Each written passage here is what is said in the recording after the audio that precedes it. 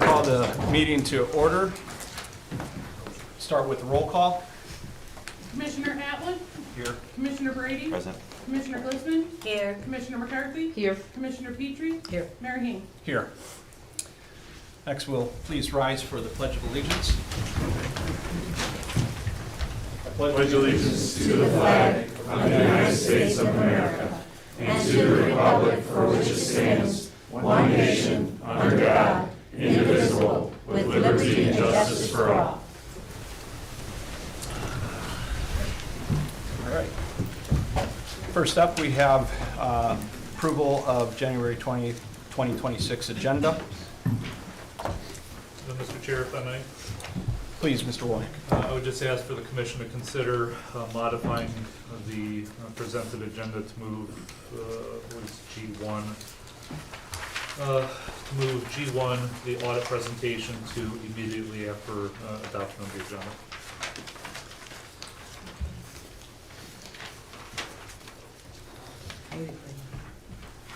Let me see that. All right, do we have a motion? So moved. Would you like me to repeat it? I didn't hear where he said to move. All right. So the city manager is asking if the commission would consider moving G1 under administrative reports, the audit presentation, to immediately after the approval of the agenda. Support. Any discussion?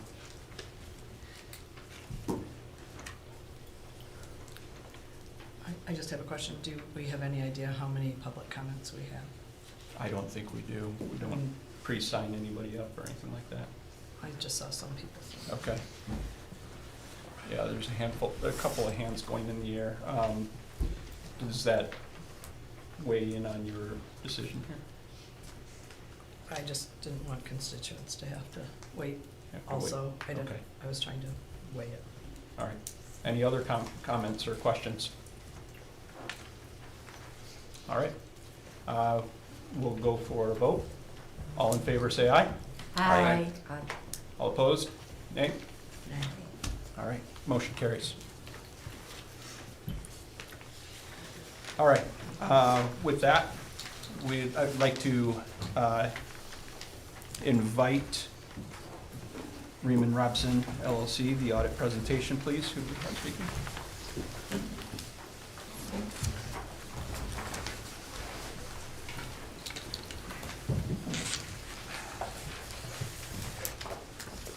Thank you, everyone.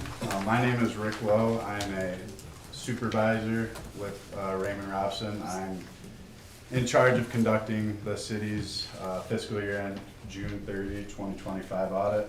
I have with me Doug Beater. He's the principal on the audit. He signs off on the engagement. In front of you guys, you should have 4 documents.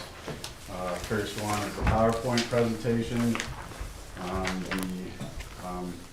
The binder right there that she's going through right there is the financial statements, and then you should have a 2-page document, which is the Yellow Book report, and then I think it's like 5 or 6 pages of the SAS letter. So just to kind of give you an idea of what those are, the SAS letter kind of informs finance management and the board about the scope of the audit and related matters.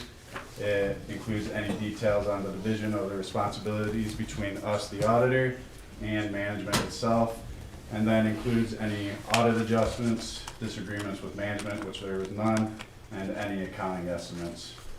The 2-page document is the Yellow Book report.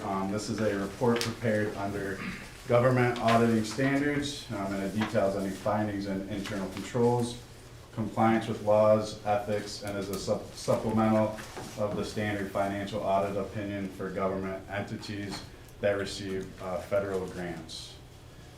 In that report, you will notice or identify that we have not found any significant deficiencies or material weaknesses of the financial statements.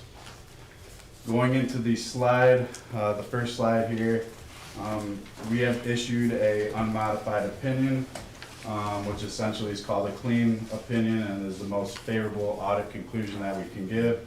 And this basically is stating that the government or the city where the financial statements have been presented fairly in all material aspects in accordance with accepted accounting principles. Going to the next slide.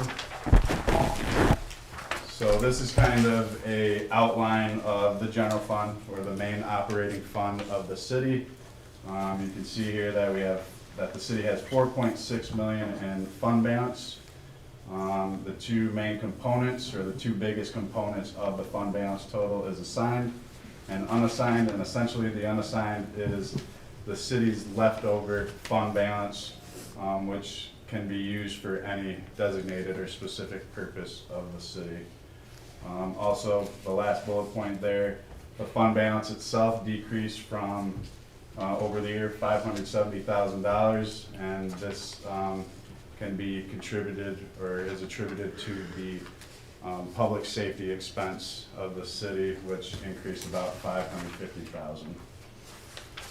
Going into slide 4, this is kind of just a bar chart of the general fund balance of the city over the past 5 years. So from 21 to 23 saw an increase, and then the last 2 years there was a slight decrease to the city's fund balance in the general fund. Next slide. These are some pie charts of the general fund revenues. So in fiscal year 25, there was an 11.2 million in revenues for the city. 42% of that is income taxes, 21% is property taxes, or about 2.3 million. 17% is in intergovernmental revenue, which was about 1.9 million, and that can be the state shared revenue or other grants that the city may receive, like federal grants or other local or state grants. And then we have 10% in charges for services, and then another 10% in the other category, which is split out between licenses and permits, fines and forfeitures, interest and rentals, and local contributions. Next slide. This is again some pie charts for the expenditures of the city in 25 and 24. There was 10.1 million in expenditures compared to 9.7 in fiscal year 24. Main component of that is the public safety expense, which can be attributed up to 55% of the expenditures of the city, or about 5.5 million. Next slide. This is kind of basically the city approved a budget, and then we have the expenditures in the red. So as you can see, the budget exceeds the actuals, which is good because state law requires that you don't exceed what you guys budgeted. And again, public safety is the main expense of the city. Slide number 8. So this is the revenues and other financing sources, or transfers into the general fund. So other fund can transfer back money into the general fund if it was transferred out. And then you have the expenditures or other financing uses, which the general fund also transfers money to other funds to supplement any expenses that may occur in those funds. So there's about 11.2 million in revenues and transfers in, and about 11.8 in expenses, which again, you take those two into consideration, you have a decrease of the 570,000 in the general fund balance. All right, slide number 9. So we're gonna start talking about the city's retirement plan, and then the retiree healthcare plan. So starting with the pension plan, we have kind of outlined from fiscal year 21 through 25, the city's net pension liability. So the total pension liability is the actuary's determined present value of all the projected future payments that are gonna come within the pension plan. And then you have your plan net position, which is basically the assets held in the trust that will be used to pay the members. And then when you take those two into consideration, your total pension liability, plus the plan net position, you come up with a pension liability, or if the net position was higher, it would be an asset to the city. So as you can see here, it's kind of fluctuated. In 23 it was at its highest, but over the last 2 years it has decreased. Slide number 10. So this is, again, a 5-year look back at the actuarial determined contribution, and then the contributions in relation to that. So the actuarial determined contribution is the required amount that the employer must contribute to the plan to ensure it meets future obligations, and this is what the actuary has determined. Probably 2 years back, they do a future ADC, or actuary determined contribution, and then the city is making contributions in relation to this. So as you can see, the city is contributing more than what the actuary is telling you guys to contribute, which is good because that will help alleviate and help to reduce the pension liability. On to the next slide. So this is the retiree healthcare plan of the city. Again, you take the total OPEB, less the plan net position, you're either left with a asset or liability. And so right now, the city has a retirement healthcare liability of about $13.2 million. Again, it went up, but it's kind of been staying stagnant around that 13 million over the past 3 fiscal years. And then slide number 12 again is kind of a look back over the last 5 years of what the actuary is saying that you guys should be contributing compared to what is being contributed to the retiree healthcare plan. And then slide number 13.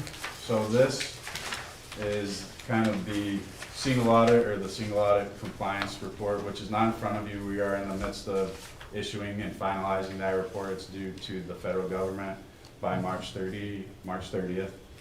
So that should be issued within the next 2 or 3 weeks, but we expect to issue again an unmodified opinion, which is the highest opinion we can give. We did an audit of the Coronavirus State and Local Fiscal Recovery Fund, which is the American Rescue Plan Act that the federal government gave back during COVID.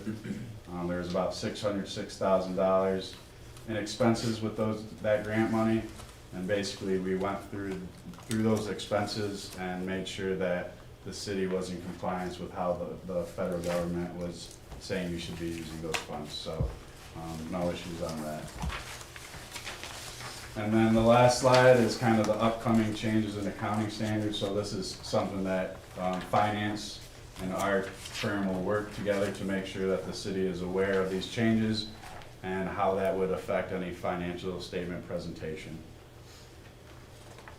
And then that is it.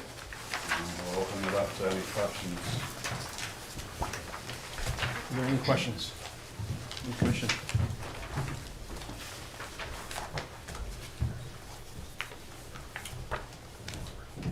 Mr. Allen? Yeah, how would you say we're doing on our retirement right now? Percentage-wise compared to kind of state average? That's a good question. Without digging into, I mean, we would have to kind of look at that information and get back to you, because it's not well known, I guess, without really doing research. Well, that's not so. Yeah. So you're at 77% funded in your MERS plan, okay? That is a pretty well-funded plan for MERS.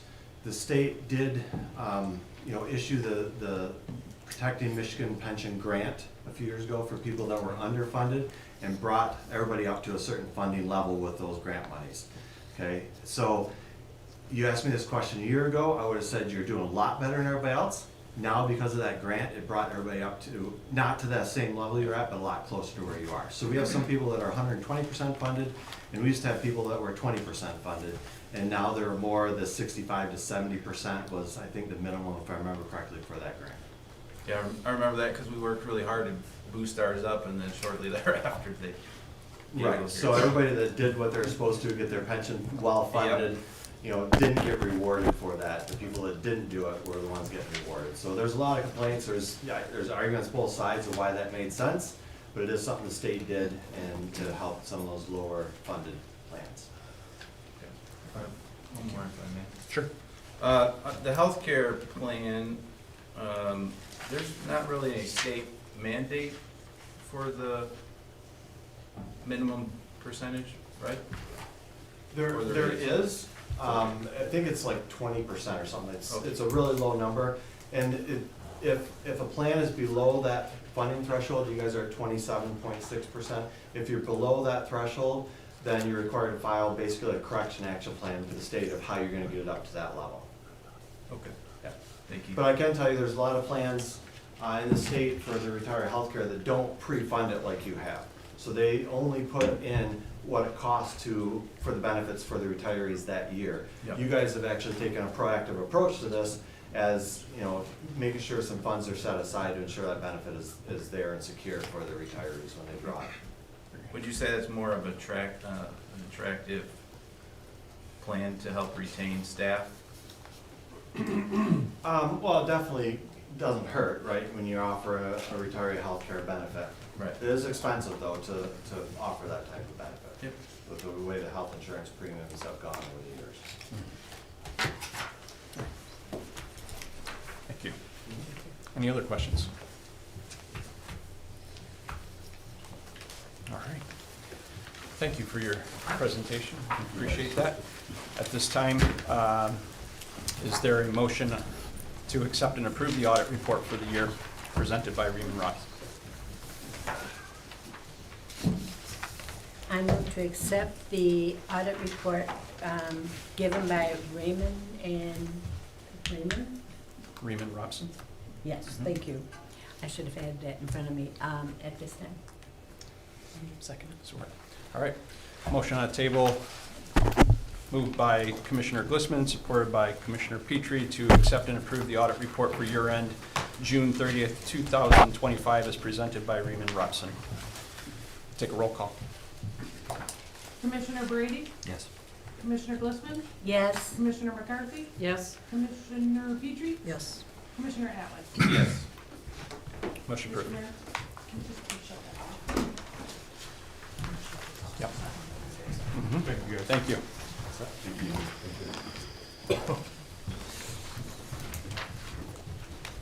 All right.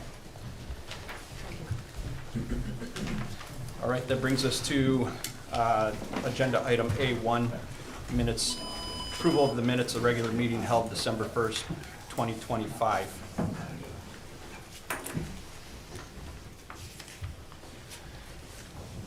Is there a motion? So moved.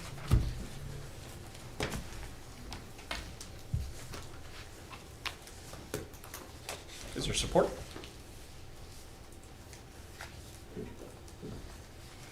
I guess I'll support so that we can discuss. Okay. All right. There's a motion on the table, moved by Commissioner Glissman, supported by Commissioner Brady, to approve the minutes of the regular meeting held December 1st, 2025. Discussion.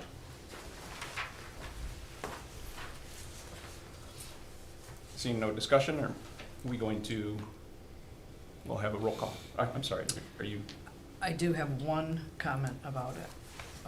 sure? On the December 1st meeting minutes, I think it's 278, section 278. There was an amendment moved by me, seconded by Lenny, that failed. It was an amendment to the original motion. I just wonder if it failed, do we need that in there with all the language? Could we just say amendment moved by Brady, second by Atwood, and then the vote and how it failed? Do we have to have the language in there that's? Yes, so this is a conversation that I had with the city manager, Mr. Womack, earlier today. It can be more action-oriented. This was the only section of this particular set of minutes that remained intact in terms of commentary or narrative verbiage because it wasn't, they felt it wasn't under their purview to make that decision since it was put forth by a commissioner. There was some conversation about the nature of the motion itself, already not complying with Robert's rules according to the direction given at the last meeting to revise these minutes. And per Mr. Womack's suggestion, it would be, once again, over the conversation, there was some suggested verbiage that would be more action-oriented to fall in line with the rules. I believe that the clerk is also aware of that, but they, at this point, the draft was already out there, so they said if we want to be more action-oriented and in line with that, we'd have to make a motion to revise these minutes and move forward to the next set of minutes at this point. So that would be their preferred mode of changing that right now. So we would have to either do a subsidiary motion under the main motion, which I think, Madam Clerk, you prefer not to do those sorts of things. You'd prefer that we back out. Is that easier for record keeping? And then present that change request? Yes, Okay, please. all right. If that's the case, then we have Commissioner, is that what you want to pursue? That's my only Okay. question or comment or, Okay, if that's the case, Commissioner Glissman, Commissioner Brady, would you be willing to amend or back out of the motion that's on, the main motion that's on the table? We can back out here. Commissioner Brady? I believe any commissioner without a second can ask for a change to the minutes. And then that change could get unanimous consent or it could get voted on. Okay. So I'm not sure that that's the right process to go through, make changes to the minutes. Well, we'll ask the clerk what she prefers. Ms. Sanchez, which do you prefer in terms of process? What's easier for you? To make the amendment, I guess I'm not sure how to answer that question. They're not approved yet, so it would be a revision to the draft. So if we approve it, then we'd have to amend it, but Correct. we're ahead of that right now. So Commissioner Brady's request is, can we just ask to make that change? And just, So my that's it. suggestion would be someone would make the motion to approve the regular minute, or excuse me, to approve the minutes of the regular meeting held December 1st, 2025, with the correction to blah, blah, blah, yada, yada, yada. All right, but we still need to back out of approve as is Yes. okay. and get to that as the main motion. Okay, does that answer your question, Commissioner I Brady? remove my support. Okay. I remove my motion. Okay. Okay. All right. Now we'll, if we can have a motion on the table to make the changes as suggested, Commissioner. I believe when you were speaking just now, you said that you had provided verbiage to the clerk, or the clerk had We had verbiage? discussed some over the phone, and they said that they prefer that it come here, that it be Okay. discussed, that it be voted on, and then they'll take that suggestion. But then, just for clarity, then, the clerk just said, you need to say, I want to approve it with the amended verbiage, but we don't know that verbiage, Okay. is what my point was. I could provide that, yeah. Thank you. All right, let's see. Pretty sure I brought that with me.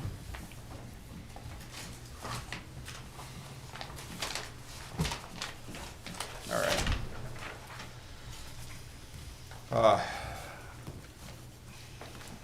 All right, so this is minutes of December 1st, okay.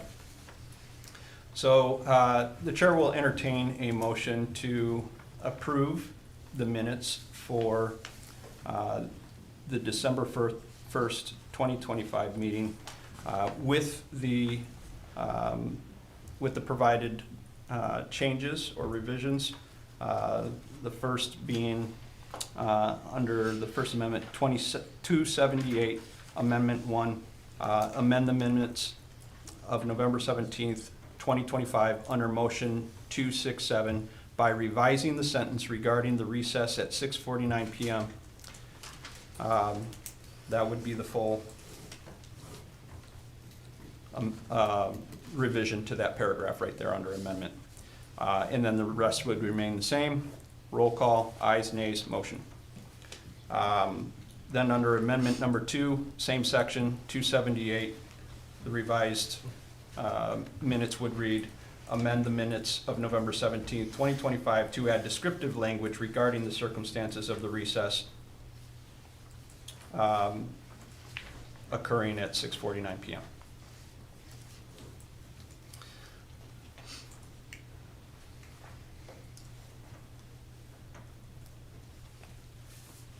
So moved. So moved. Is there a second? Support. Support. Okay. Motion moved by Commissioner Petrie, supported by Commissioner Glissman. Madam Clerk, I'll provide the verbiage to you if this passes vote. Discussion, Commissioner Brady. Yeah, I'm not satisfied with the accuracy of the minutes as presented and amended.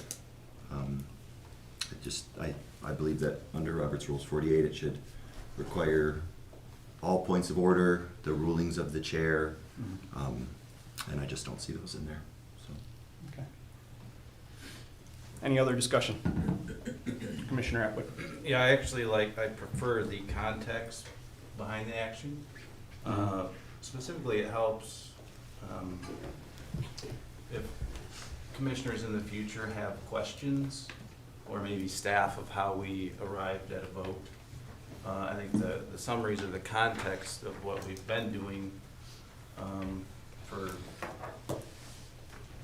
2016, we've approved the minutes with summaries and commissioner comments, because a lot of times if I vote against something, I like to get clarification on why, whether it be in that section or in the commissioner comment section. Also, the minutes now, as they reflect, I think go against our rules and procedures, because if we go to 10H, or I'm sorry, 10G, it does say minutes of public time will include individuals' names, addresses, if applicable, and a brief synopsis of individuals' comments and concerns. So these presented minutes do not have that in the public section, public comment section.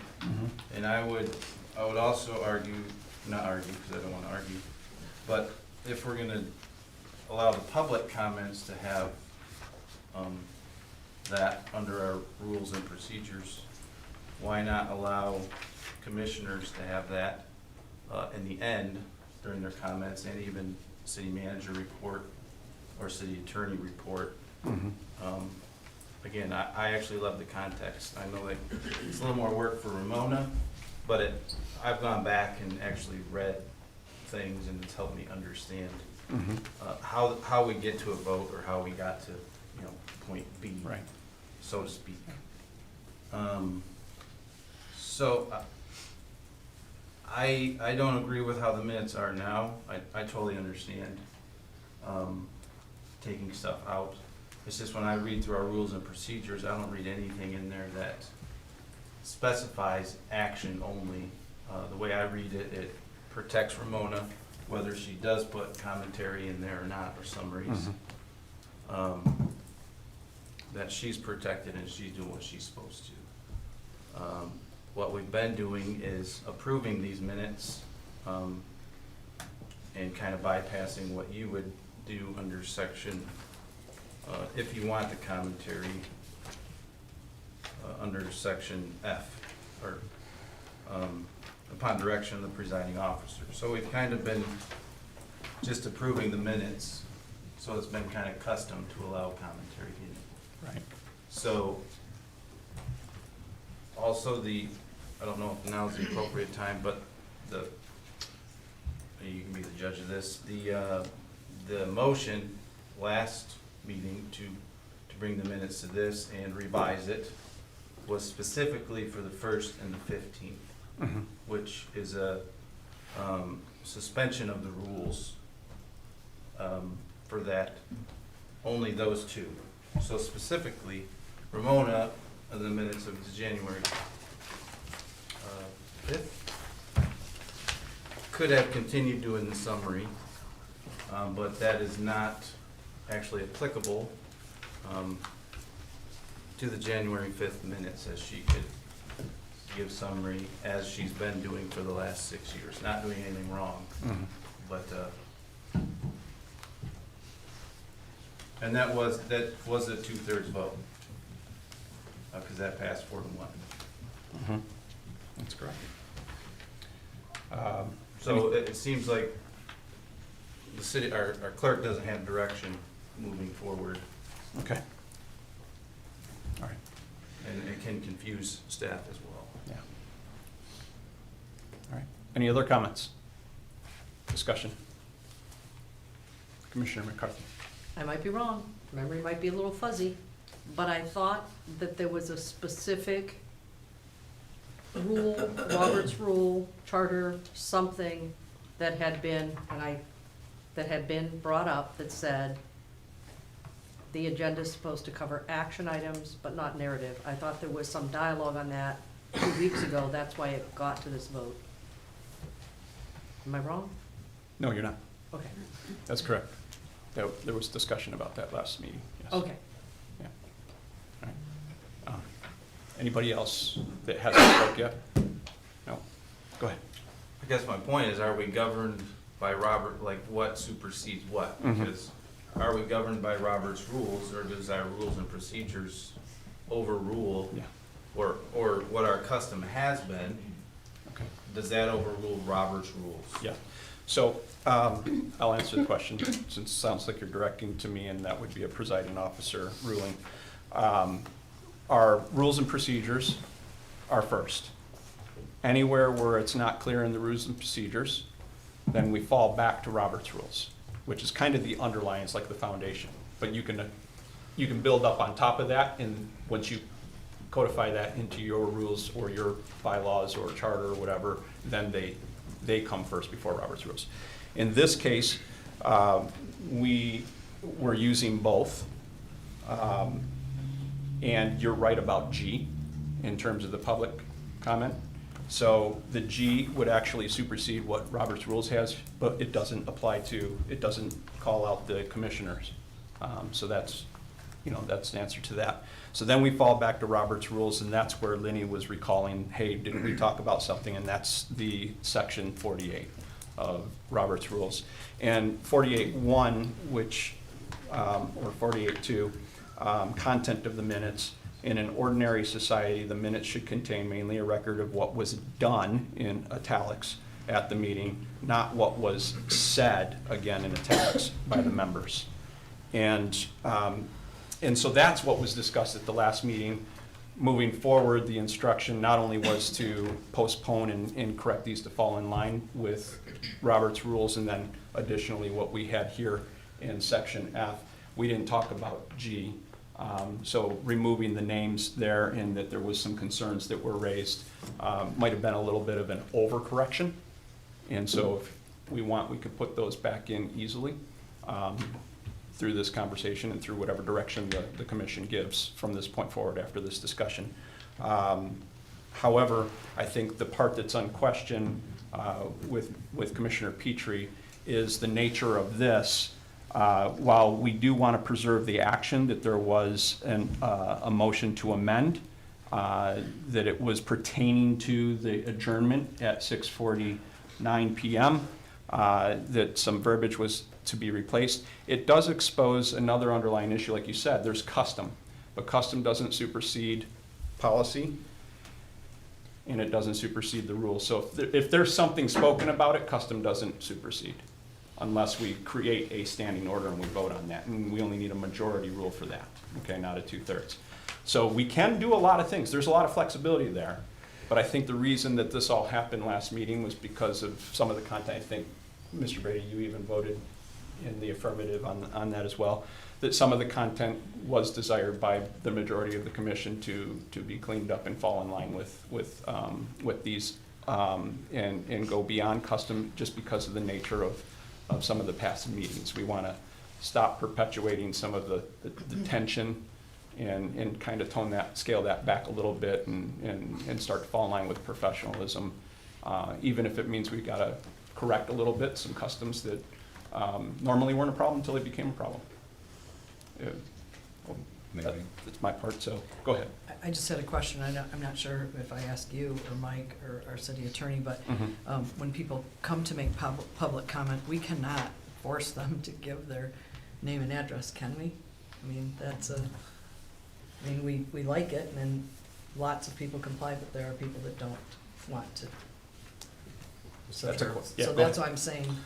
I guess I take the position that, yes, we can, however, we're also not really going to be the people who say, I'm sorry, your name is not Santa Claus and it is not, your address is not 123 Anywhere Street. Okay. Can we force that? Yes. Can we tell the truth of what they're saying? Probably not.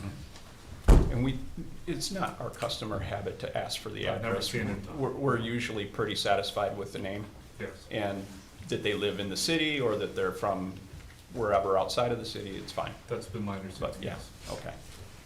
Any others? Mr. Brady? Yes, I think you've mischaracterized what my contention is with the minutes. I don't think that they say enough about what was done and said. I think that the rulings of the chair need to be included. I think that's clear in Robert's Rules 48, and they're simply not. Many times the ruling of the chair is just listed as unheard, which is kind of a, like, that doesn't exist. That's not a thing. So you can't just say unheard. You have to rule on every point of order. It needs to be recorded in the minutes so that we can go back and look and see what happened, and we just can't do that. These presented minutes as they are whitewashed completely, and I wasn't happy with what was recorded last meeting. That's why I voted against moving forward with those minutes. Mr. Mayor, please don't speak while I'm speaking. I didn't say anything. I just said, yeah. It's distracting me, sir. All right. Continue, please. I'm done now. Okay. Mayor Hing, I would like to call the question. Sure. We're gonna take a roll call on the call to question.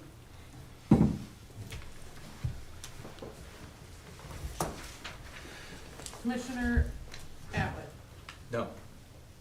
Commissioner Brady, I'm sorry, this is the call to question. Is there support for call to question? No, there wasn't. Commissioner Glissman is called to question. Is there support? Commissioner Petrie? All right, now we'll take a roll call. Commissioner Atwood, No.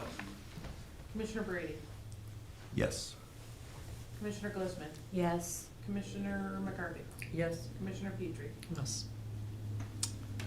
Call the question is carried, so we'll go straight to the vote, which is to approve the December 1st minutes with the amendments that are suggested, or the revisions suggested to each of the amendments that fall under 278. We'll take a roll call.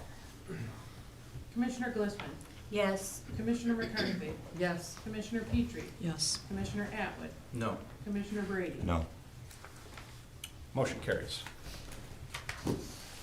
All right, that brings us to the next set of minutes on the agenda.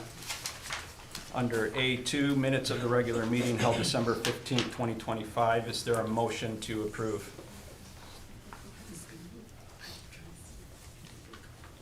I make the motion to approve the minutes from, the regular meeting minutes from December 15th, 2025. Support. Motion made by Commissioner McCarthy, supported by Commissioner Glissman to approve the minutes of the regular meeting held December 15th, 2025. Any discussion? Seeing none, we'll go to roll call. Commissioner McCarthy, Yes. Commissioner Petrie, Yes. Commissioner Atwood, No. Commissioner Brady, No. Commissioner Glissman. Yes. Motion carries. That brings us to A3, minutes of the regular meeting held January 5th, 2026. I make a motion that we approve the minutes of the regular meeting held January 5th, 2026. Support. Motion made by Commissioner McCarthy, supported by Commissioner Glissman to approve the minutes of the regular meeting held January 5th, 2026. Any discussion? Commissioner Atwood. I do not think that these minutes reflect our rules and procedures, Can you be more specific, please? the entire thing. It's stripped down to the core. I mean, section A journal of proceedings of each meeting will be kept in English by the clerk, and shall be signed by the presiding officer and city clerk upon approval by the commission. I don't know what your definition of a journal is, but when I journal, it has information in it. I also don't know what proceedings means. But there is definitely a reference to a journal, and then it goes on into minutes. If we go into section F, that section is what we're misquoting mostly. It does not restrict commentary. It actually allows it. So there's nothing in our rules and procedures that says commentary is not allowed.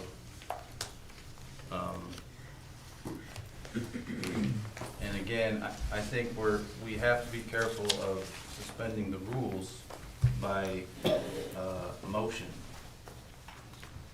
Understood. So we're at rules and procedures, section A. You're referring to section A10A, the journal. You made mention that there's nothing restricting here. And again, when there's no verbiage in the rules, then we drop down to Robert's rules. We're back to section 48, content of the minutes. And the minutes should contain mainly a record of what was done at the meeting. That's motions and votes and presentations and reports, that sort of thing. Not what was said by the members. And so I think that's the definition we're relying on here. And what is said is commentary, opinion. In the case of what was being contested in last meeting was mostly contentious commentary. And that's what if people want to have, rehash out the contention of the meeting, they can go to YouTube and watch the video. But the minutes should reflect what was done, not what was said, according to Robert's rules. Well, I guess, can I ask the city attorney what section A means? A journal of the proceedings? Because it mentions journal and then the rest is minutes, so I'm assuming Yes, of course. they're all Yeah. intertwined. Yeah, let's get his opinion right now. Mr. Francis, would you like to answer the Yeah, question? I would say I don't know that it's entirely clear in the policies and procedures what a journal means. It references a charter provision, 4.11. When you look at that, the charter provision is that the clerk shall be the clerk of the commission, shall attend all meetings of the commission, shall keep a permanent journal of its proceedings in the English language. One thing that hasn't been mentioned here is, and we're voting on the minutes, we're not voting on a journal. One of the items that I think hasn't been mentioned, although it's essentially tacitly included in the rules, is the requirements of the Open Meetings Act for minutes, which require that the minutes show the date, time, place, members present, members absent, any decisions made at a meeting open to the public, the purpose or purposes for which a closed session is held. Minutes shall also include all roll call votes taken at a meeting. That's MCL 15.269. There's talk about what may or may not be included. I'm just talked about what has to be included. So I'm not suggesting you can't include more, but that's what the minutes have to include. Thank you, Mr. Francis. Mr. Brady. I think that the what was done versus what was said is good. It's important to me that the rulings of the chair are recorded into the minutes, and also I don't think that the minutes are a proper place for the chair to make notes about the behavior or how many times somebody's out of order, or to take that down. I don't appreciate the directing the clerk to write down extra things and then to come back into the meeting minutes and then say, no, we actually have to strip everything out. We're like kind of picking and choosing what does go in, doesn't go in. The meetings are on YouTube. You can see everything.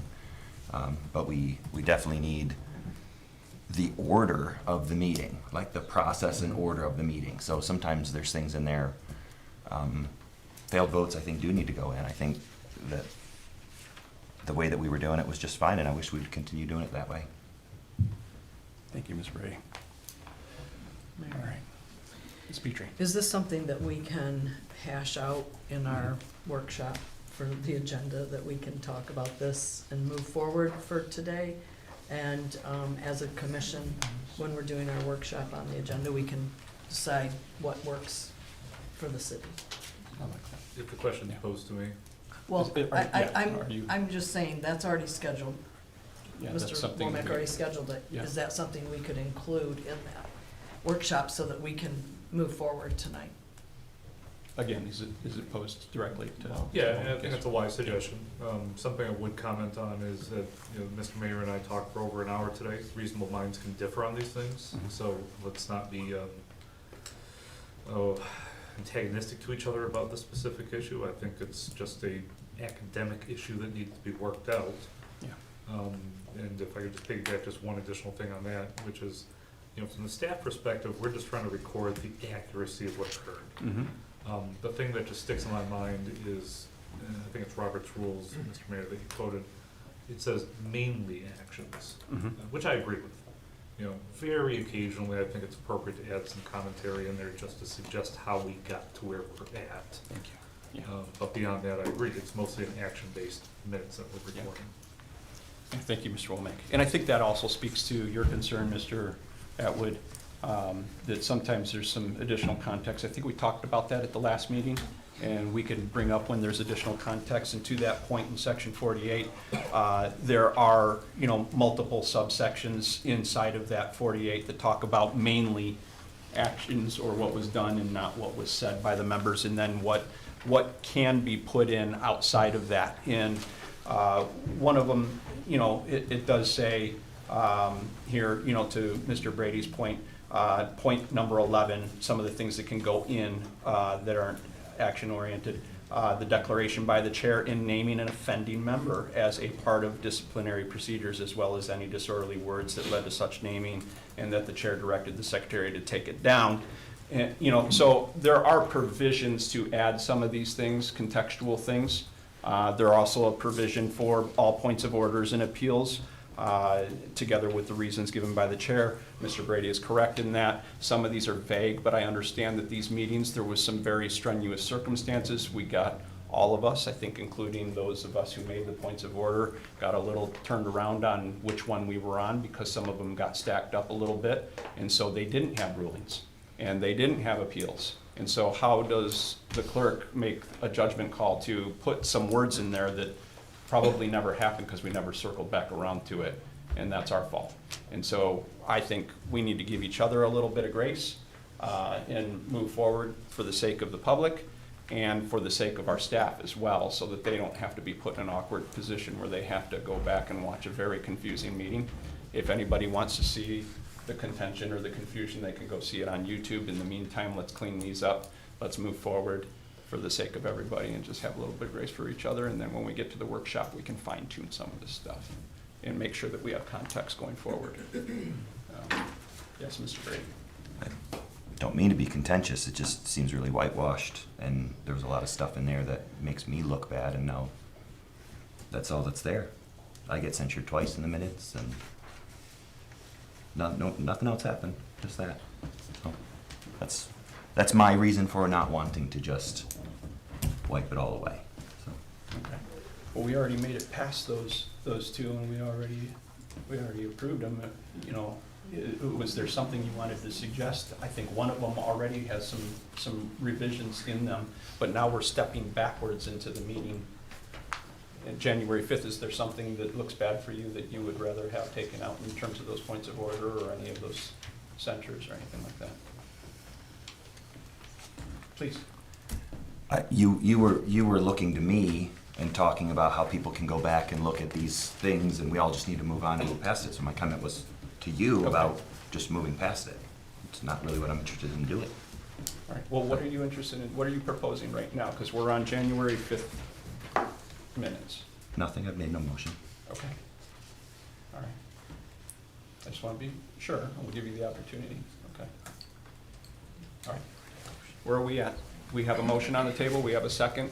Everybody's had an opportunity to speak. Ms. McCarthy, do you have something?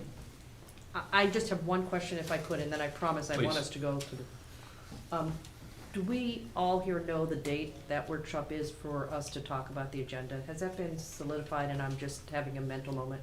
Mr. Womack? So we actually have 2 workshops that we're working on putting together, and obviously getting 6, 7, 8, 9, 10 people together for a meeting can be difficult sometimes. So I think we have the first workshop set February 23rd, maybe? Yeah, it's that fourth.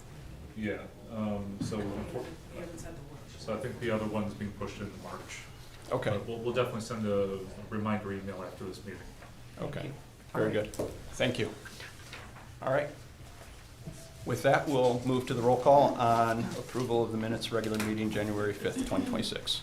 Commissioner Petrie, Yes. Commissioner Atwood, No. Commissioner Brady, No. Commissioner Glistman, Yes. Commissioner McCarthy. Yes.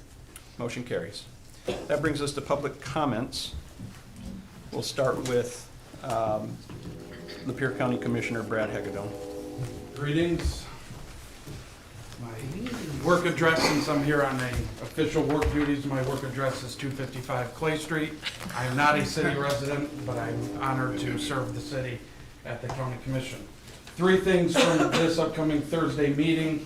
We will be voting on Moses Zanzo, who is our county administrator, his contract extension to June 30th, 2029. Personally, I think Moses does a wonderful job, and I look forward to keeping him here as long as possible. We will be voting on making March 12th a public hearing for our 2026 to 2031 5-year park plan. This is for public comment, as we have to submit our plan to Michigan DNR. And then lastly, I'm sure you have not seen anything in the news or on social media, we will be voting on flock cameras this Thursday. And if that issue is near and dear to you, I would highly recommend showing up. As I said at the last meeting, I am personally against them coming to our community, and I hope that I can make it to the meeting so I can vote against them. Thank you. Thank you. Thank you. Thank you. Any other public comments tonight? In the back. My name is Pastor Rod, and I live in Mayfield Township, actually, but close enough to the city that I can smell the city. Sorry, that wasn't a charged comment, that was just a joke. I just would like to say a quick prayer if you guys don't mind, and I was thinking as I was listening to you guys again, and I do really salute you for putting in the hours and the time and the due diligence here. Boy, I tell you, it's like giving a kidney every week, and so thank you. But God took me 2 scriptures really quickly, and I was actually sitting here, and He changed one for me. He says, it's from Matthew 5, and it goes like this: You have heard that it was said to the people long ago, do not murder. And anyone who murders will be subject to judgment. But I tell you that anyone who is angry with his brother will be subject to judgment. Again, anyone who says this, by the way, this is Jesus preaching this, eh? And again, anyone who says to his brother, Raka, is answerable to the Sanhedrin. But anyone who says, you fool, will be in danger of the fire of hell. Therefore, if you're offering your gift at the altar, and there remember that your brother has something against you, leave your gift there, in front of the altar. First go and be reconciled to your brother, then come and offer your gift. And the other scripture that kind of jumped to mind as I was preparing for today was in Ephesians. Oops, there it is. It says here, as prisoners of the Lord then, I urge you to live a life worthy of the calling you have received. Be completely humble and gentle. Be patient. Bear with one another in love. Make every effort to keep the unity of the Spirit through the bond of peace. There is one body, one Spirit, just as you're called to one hope when you're called, one Lord, one faith, one baptism, one God and Father of all, who is over all and through all and in all. Father God, I want to thank you that when emotions and feelings and personalities all come together, that, Father God, we can all sit underneath your cross. We can all sit underneath your grace. And so, Father God, I do pray for this team that has an incredible task to lead very diverse people with very diverse passions and desires and deep, deep thoughts and have completely different perspectives. But, Father God, I like the word I heard tonight, that reasonable people can get around the table and find each other in the process. And so, Father God, I pray that for our city residents, for our testimony, Lord, could our city be one that comes beyond what we see around the country sometimes? Could we be the one that shows what peace and unity and a united team can look like? Lord, help us to be led by your Spirit Help us to have one heart that follows your heart. Lord, thank you for this evening. Thank you for these leaders, and may everything they do and say honor you. In Jesus' name we pray. Amen. Amen. Thank you. Thank you, Ezra. Any other comments tonight? Right here in front.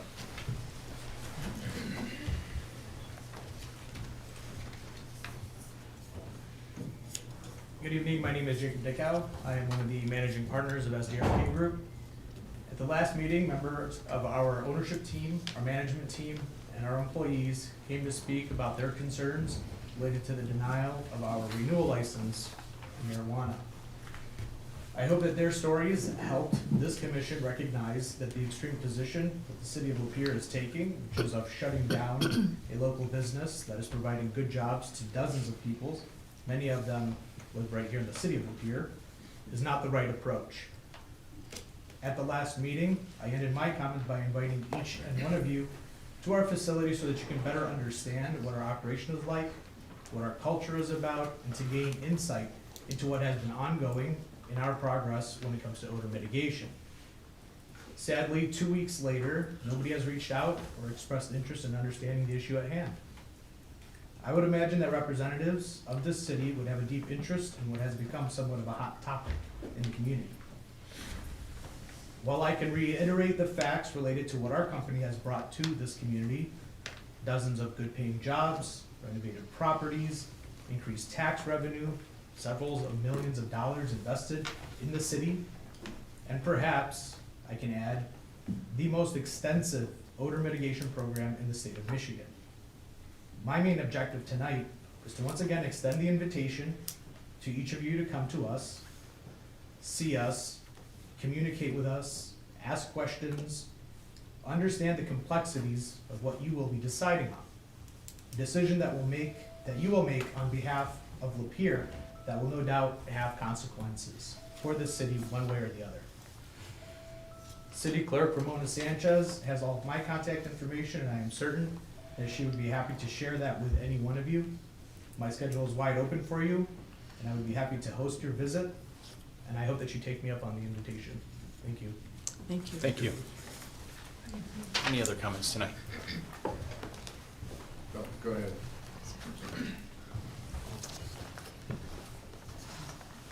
Wes Weber, city resident.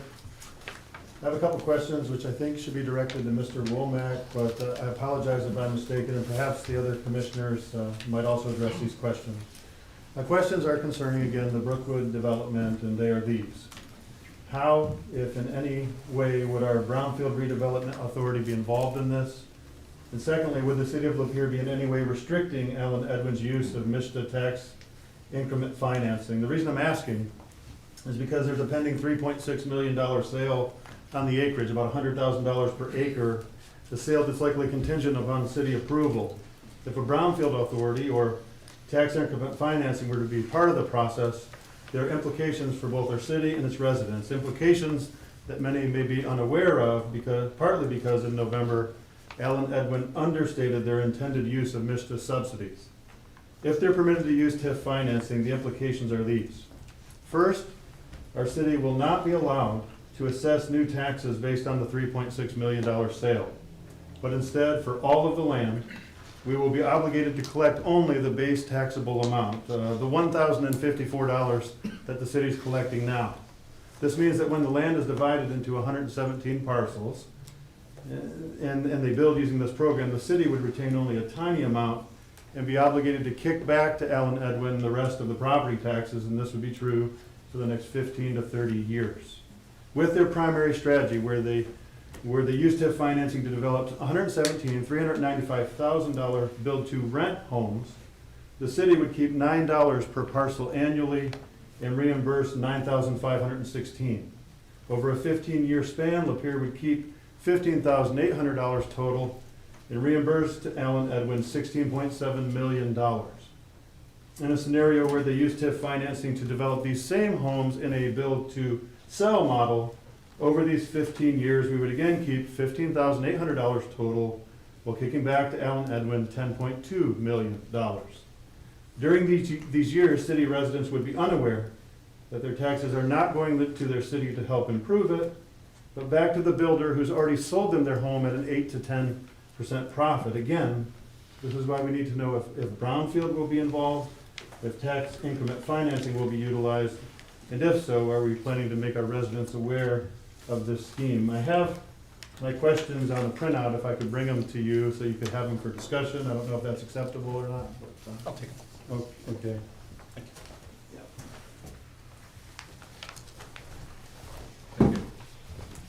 Thank you. Thank you. Any other comments tonight? Right behind the same gentleman. Hello, Matthew Decker, city resident. I'd like to add on to him. I don't know why the city would allow any type of TIF building to happen in the city. There is zero benefit to us for 30 years. It's absolutely ridiculous. My next question I'd actually like to propose, the site plan that I saw continues right off of Brickwood subdivision that's currently there. What right does that subdivision have to extend our streets? They're not part of our HOA, they're not part of our development. How would they have that right to extend our city streets onto their own new development? I don't understand that.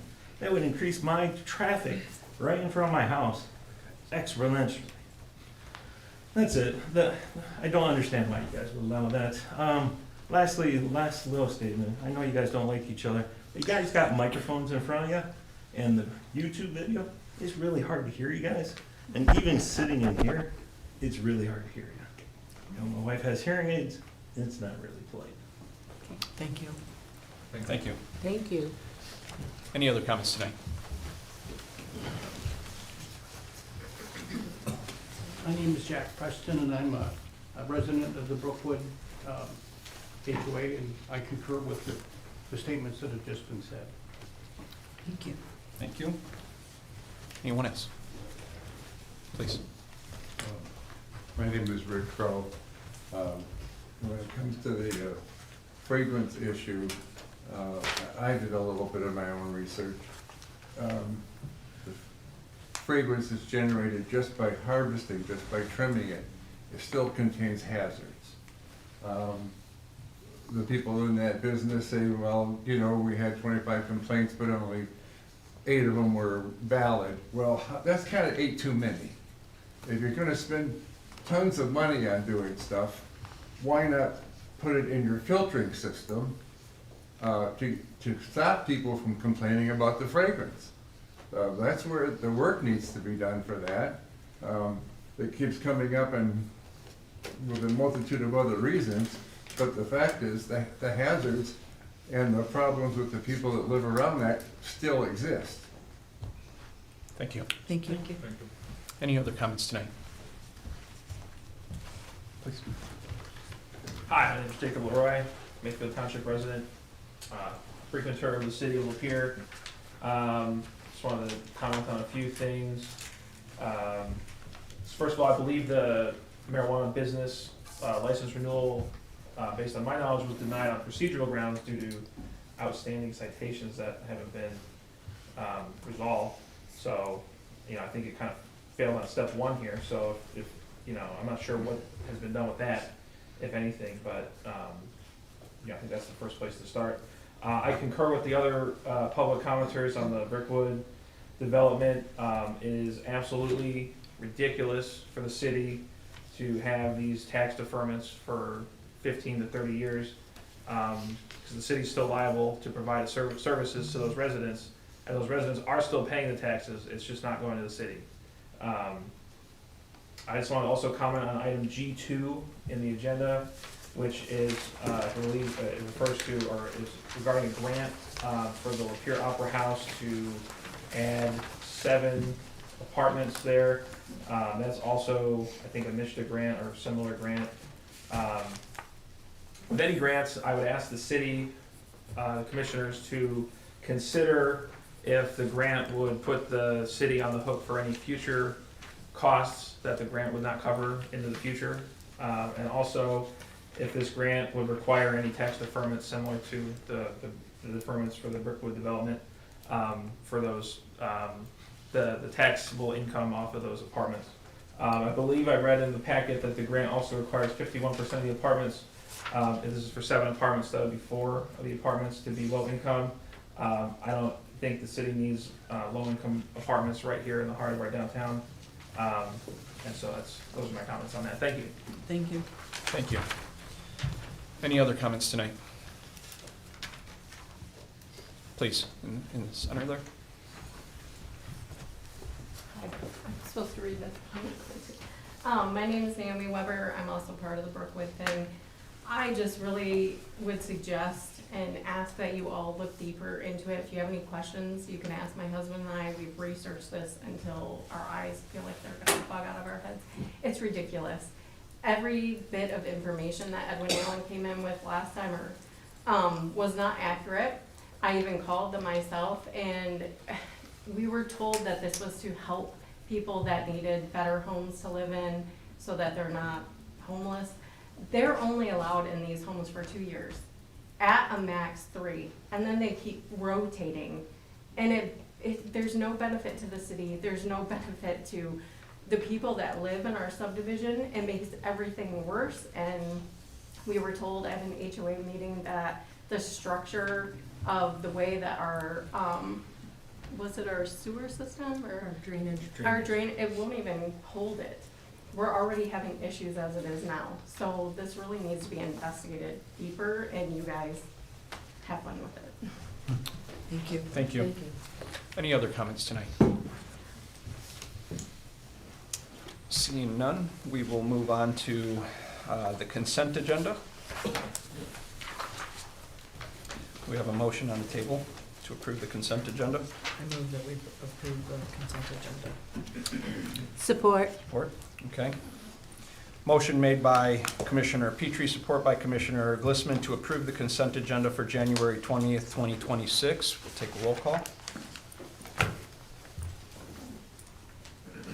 Commissioner Atwood, Yes. Commissioner Brady, Yes. Commissioner Glissman, Yes. Commissioner McCarthy, Yes. Commissioner Petrie. Yes. Motion carries. Thank you. That brings us to the bill listing for January 20th, 2026. Can I have a motion to approve the bill listing, please? I'll make a motion to approve the bill listing for January 20th, 2026 in the amount of $906,771.50. Second. Second by Petrie. There's a motion moved by Commissioner McCarthy, seconded by Commissioner Petrie to approve the bill listing for January 2026 in the amount of $906,771.50. Take a roll call. Commissioner Brady, Yes. Commissioner Glissman, Yes. Commissioner McCarthy, Yes. Commissioner Petrie, Yes. Commissioner Atwood. Yes. Motion carries. Thank you. That brings us to proclamations, recognitions, and resolutions. Tonight we have proclamation for Denise Marinelli, retirement, which I will read at this time. City of Lapeer, proclamation in recognition of Denise Marinelli. Whereas Denise Marinelli began her employment with the City of Lapeer in June 2003 as part-time assessing assistant, was promoted to Deputy Assessor GIS Technician on July 1st, 2007, and subsequently promoted to Assessor on June 15th, 2020. And whereas Denise has completed many professional training seminars, including the requirements to meet the designation as a Michigan Advanced Assessing Officer 3 and Michigan Certified Personal Property Examiner, which has enhanced her skills and improved her performance as an assessor. And whereas Denise has also served as a member of the Election Commission for the City of Lapeer for more than 5 years. And whereas throughout her career, she has consistently demonstrated exceptional organizational skills, a strong work ethic, and a steadfast commitment to supporting and serving others, and has been an invaluable asset to the City of Lapeer, serving with dedication, integrity, and distinction. And whereas Denise will retire on January 22nd, 2026, after more than 18 years of exemplary full-time service for the City of Lapeer, marked by unwavering dedication, professionalism, and excellence, leaving behind grateful colleagues and a community proud to have worked with her. Now therefore let it be known that I, Jeremy Hing, along with the Lapeer City Commission, do hereby honor and express our deepest appreciation to Denise Marinelli for her outstanding public service, and extend our heartfelt wishes for continued health, happiness, and success in her retirement. Thank you, Denise.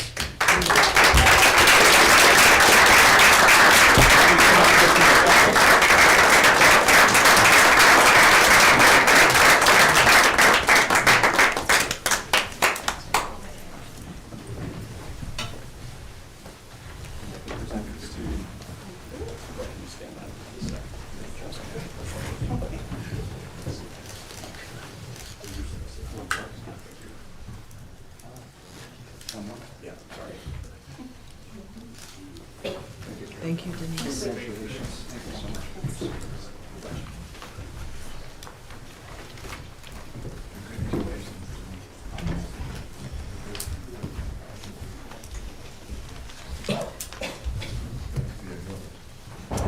All right, that brings us to, well, the suggested motion here to adopt the proclamation and recognition.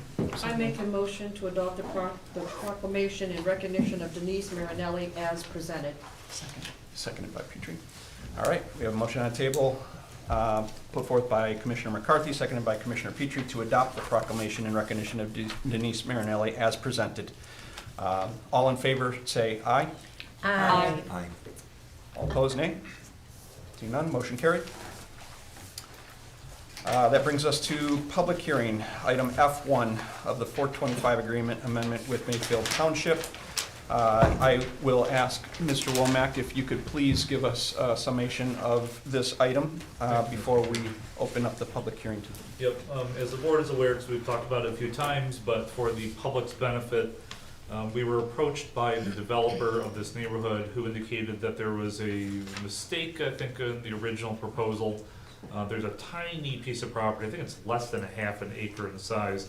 It's a sliver of property that if it remains as is, it would prevent the building of, I think, 4 or 5 different homes. So we approached Mayfield Township, and we had I guess I'd say a great interaction with them. They seem to be in support of this. And if we were to amend the 425 as we present it to this board, it would allow this developer to add those 4 or 5 different homes into the community. So this would represent a small increase in taxable value that would be paying property taxes. We'd have 4 or 5 additional homes built. Great. Thank you, Mr. Womack. At this time, Madam Clerk, we're going to open it up to the public comment for that? Okay, thank you. I'll ask that everybody that is here for this particular agenda item keep the comments restricted to this agenda item at this time. Do we have anybody who would like to make a comment? Please, in the back. Leslie Getz, I live in Mayfield Township, and I just came to get some information about what was going on, and some of my questions have already been answered. I guess I'm not understanding why this would prevent the building of 4 to 5 homes if it were not transferred. Okay. Remind me, do we customarily have conversation during the public hearing, back and forth, question and answer? Certainly I can try to answer it. Okay, if you wouldn't mind, please, Sure. because you've come from Mayfield Township, Sure. correct? Yes, and I just, Yeah. So it makes a lot more sense if you look at it on a map. but, Okay. There's a road that goes through these 2 parcels, and for whatever reason, they must have just missed this when they did the original neighborhood. There's a tiny sliver of land that is in between the road and the buildable parcel. In other words, they can't put their driveways from where the house would go onto the road. Oh, okay, so it's blocking Yeah, the it's blocking. access. Okay, so the property can't really be developed as it stands with being in Mayfield Township. Yes, It and I'd would be happy have to. to be going with the other property that was already transferred to the city. Yes, I'd be more than happy to send you a map of everything. Just grab my card on your way out and I'll. Okay, and I'm just curious as to if you know when Mayfield Township might be taking action on this or holding a public hearing? Do you know their date? So, my understanding is that after the city approves of this, we would send it to Mayfield Township for action. And you don't have any idea? So I don't have any information about that. Okay, just for your interest, I went to the Mayfield Township office this afternoon and inquired about this, and that's not the answer that I got. Okay. Okay. Thank you for your comments. Any other comments pertaining to the 425 public hearing? All right, seeing none, we'll move it to the commission for action. Oh, I'm sorry. Closing public comments now for the public hearing portion of the 425 and opening for commission.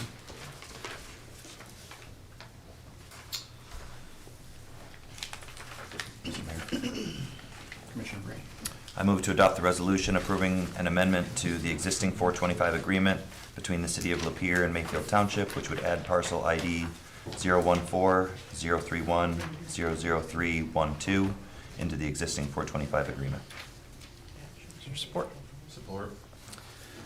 Motion moved by Commissioner Brady, support by Commissioner Atwood to adopt the resolution approving an amendment to the existing 425 agreement between the City of Lapeer and Mayfield Township, which would add parcel ID 014-031-003-12 into the existing 425 agreement.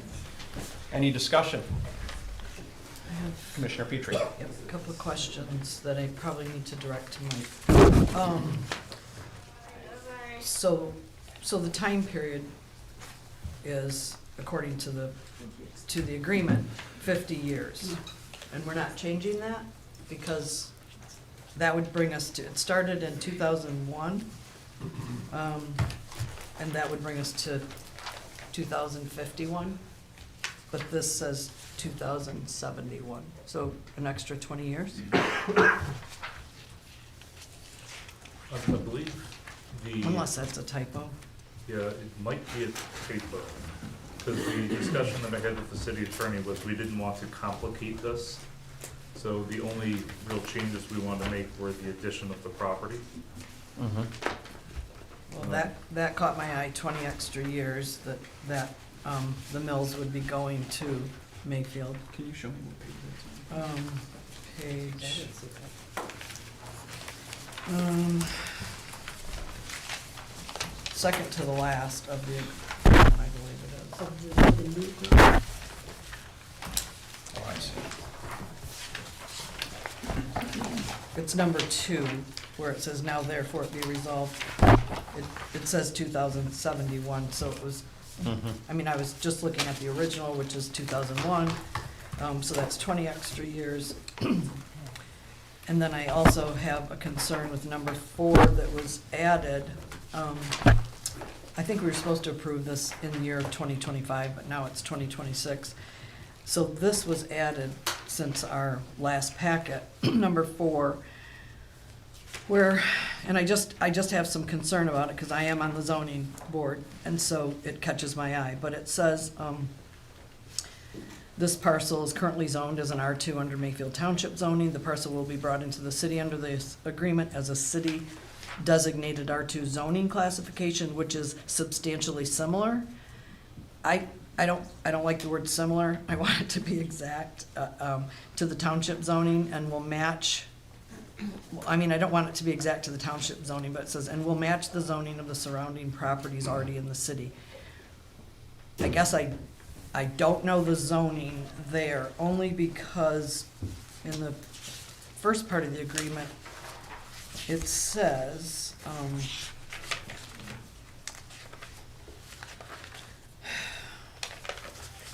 that we could be, that it's for the economic benefit, but it says, there's no page number, so I don't know, but it's on the same page where the 1, 2, 3, 4 are. It says, whereas adding the additional property to the Act 425 agreement would allow the City of Lapeer to provide services to the additional property, including water and sewer, to encourage housing and/or commercial development. So how is it zoned if it would allow for commercial development? I'm voting no on it because I have too many questions, so I'm putting it out there. Mr. Chair, may I respond? Yes, please. So, Ms. Petrie, had you contacted me before the meeting, we could have discussed some of these things. I tried. I did try some. I have a cell phone, you've never called me. No. So, Okay. to answer your question, however, that language is mostly lifted straight out of the 425, the original 425. So there's no intention of putting commercial property there, that is just the way the language was drafted originally. Okay. Now, the substantially similar language, I don't know if that's exactly out of 425 or that's just how I've seen it done in the past, but the way I've always seen a 425 agreement done is, the property is currently in the township. And the township has it listed as R2 zoning, which is single family with a certain size lot. They don't want us to then immediately turn around and zone it industrial or something crazy, right? They want what they have it as, just with water and sewer. Right. So we added that at the request of Mayfield Township, so that it would basically force the developer to do exactly what the developer wants to do anyways, which is develop it as an R2 zoning classification property. Now, thankfully, the city's R2 zoning classification is nearly identical to the R2 zoning classification of Mayfield Township. So we just added that in just to cover all our bases, make sure everything was fine, but that's pretty much what was expected, and shouldn't cause any problems. Mr. Mayor, Yes, if I please. may, just to, I want to make sure my microphone's on. It is a typo, Ms. Petrie. It Okay. is 2051. There was not an intent. It must be my finger hitting the 7 instead of the 5. So I apologize and thank you for pointing that out. Okay. One final follow-up question in terms of, because I was going to call on you next after they had a chance to finish speaking. Regarding what Mr. Womack was just addressing in the substantially similar verbiage and the verbiage and/or commercial being part of the original 425, to me, that just seems inaccurate. And if, you know, we're already up here amending some things, shouldn't we make some corrections here for better understanding? What are your thoughts on that? But definitely the 20-year difference needs to be corrected, right? Yeah. So. Correct, and it's internally inconsistent because it says it's not extending the current term, and so the current term is till 2051, so that is a typo. With respect to the other issue, Mayor, I candidly haven't been involved personally in the conversations with Mayfield Township, and I think if you're making those type of changes, those are things that should probably be talked to at the township prior, other than really what we have here. All right, thank you. I would leave that, pardon me, I would leave that to Mr. Womack to talk about those. Mr. Womack, that's where I'm headed next. So this number 4 looks like an addition, right? That's why it's highlighted? Yes. So there's some room to actually get this wording the way that you would prefer, or that the city would prefer, right? If there is an issue here, which... I mean, I personally don't think there's an issue. This is Okay. something that I worked out with the Mayfield Township, and I think it meets all the city's expectations and really doesn't change anything. They just want clarification on that point. Okay, all right. Does any of that satisfy your questions or what you have? All right, Ms. McCarthy. I got a couple questions. So when I look at the original, I think this is the original, and it's dated, let me get my glasses on, September 5th, 2001. And when I go through this, you can see that I highlighted in pink. I was trying to understand it. There's a whole lot of details in here. But when I go through, it says, Section 8 on the original says, and I didn't see anything that says goes for 50 years. Probably didn't read it close enough. Oh, there it is, says 50 years. So I guess my thing is that it said that certain payments where the city was going to be paying property tax back to Mayfield, and Mayfield was gonna be paying city and sewer percentages back to the city. It was a give and take. That would end in 2010, September of 2010.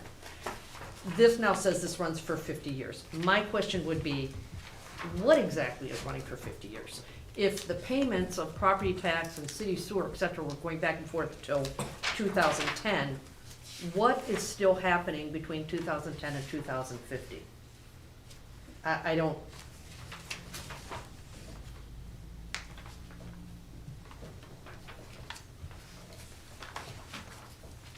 I don't know what we're doing till 2050. I mean, because again, Section 8 here, I mean, it goes through Section 4, Section 5, Section 6, Section 7. I mean, I have it written down here, 400 taps over 10 years.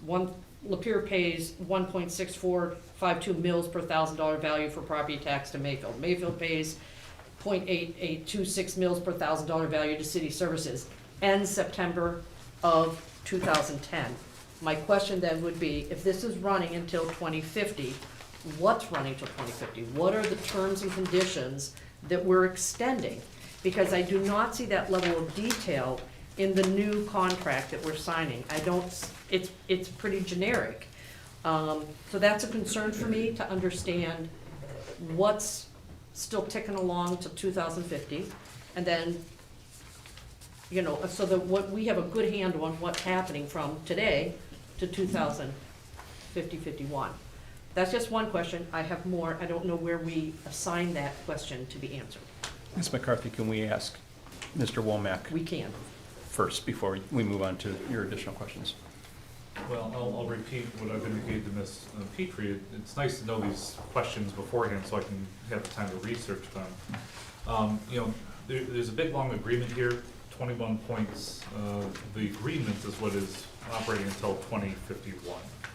Now, you know, just breezing through it real quick, you know, for instance, one of the things that indicates in here is tap-in fees for water customers of the city in the townships. In other words, the city is providing township residents with water and sewer.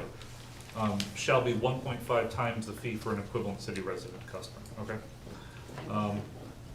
Now, I'd have to go back and read this, but generally what happens at the end of the 50-year term is one of two things. Either the township, you know, retains ownership of their properties, or after 50 years, those properties then become permanently in the city as part of an annexation. I wasn't part of the original, obviously I wasn't here in 2001, and maybe I should have read that portion closer, but again, really what we were just trying to do is add this tiny little sliver of property into it, not make it any more complicated than the original agreement. You know, I don't like the original agreement. I think a lot of the 425s we have are unnecessarily complicated. And that's the feeling of the townships too. You know, again, one of the things I've been trying to do is try to develop good working relationships with the townships. We don't currently have good working relationships with these townships. I mean, I think they would tell you that. And so one of the things about this agreement is it was so simple and so easy that the township was enthusiastic about it. So, let's see. So point 21, that this contract shall continue in effect for a period of 50 years from the date of execution. If this contract is not renewed at the end of 50-year period, the transferred property described herein shall remain permanently in the jurisdiction of the city. So it appears that after 50 years, assuming nothing changes, that the 425 properties would then be annexed into the city. Right. Does All that right, answer your but what question? you think, so what my thing is, what financial obligations are still ticking after 2010? And I think it's the 1.5 for non-residents against residents. They pay 1.5 of the fees versus residents pay, you know, so I think that's still standing. I don't know what else is standing that we're being held accountable to. That's at least one portion of it. Right. Yeah. I just want to make sure I know what we're agreeing to in the future by taking this small piece, like just so that, because this is very simple. I mean, it was Yep. clean, but it didn't call out those details. So that's just one issue I have. The other one is, I have to ask this question, and I don't mean to be difficult, so I'm gonna ask the city manager if these are the images that we're talking about, right? This is it. It's that little sliver. Correct. It's a little sliver on the south side of Woodbridge Right. Park Avenue. And then let me just go to this next one. Sorry, you guys, you have these, Yes. but, okay. So then if I have to ask the city manager again, sorry, so we're all on the Please. same page. So, these right here, these are existing, these are what would eventually be built new. This is the parcel, but this can be built, but this can't be built unless we agree to bring in this slice. Am I right? Correct. Okay, we're on the same page. Okay, so let me ask the next question. I'm tracking. We're tracking together. Okay. I like you. Okay. So, you had, so in the original thing from November, it said that,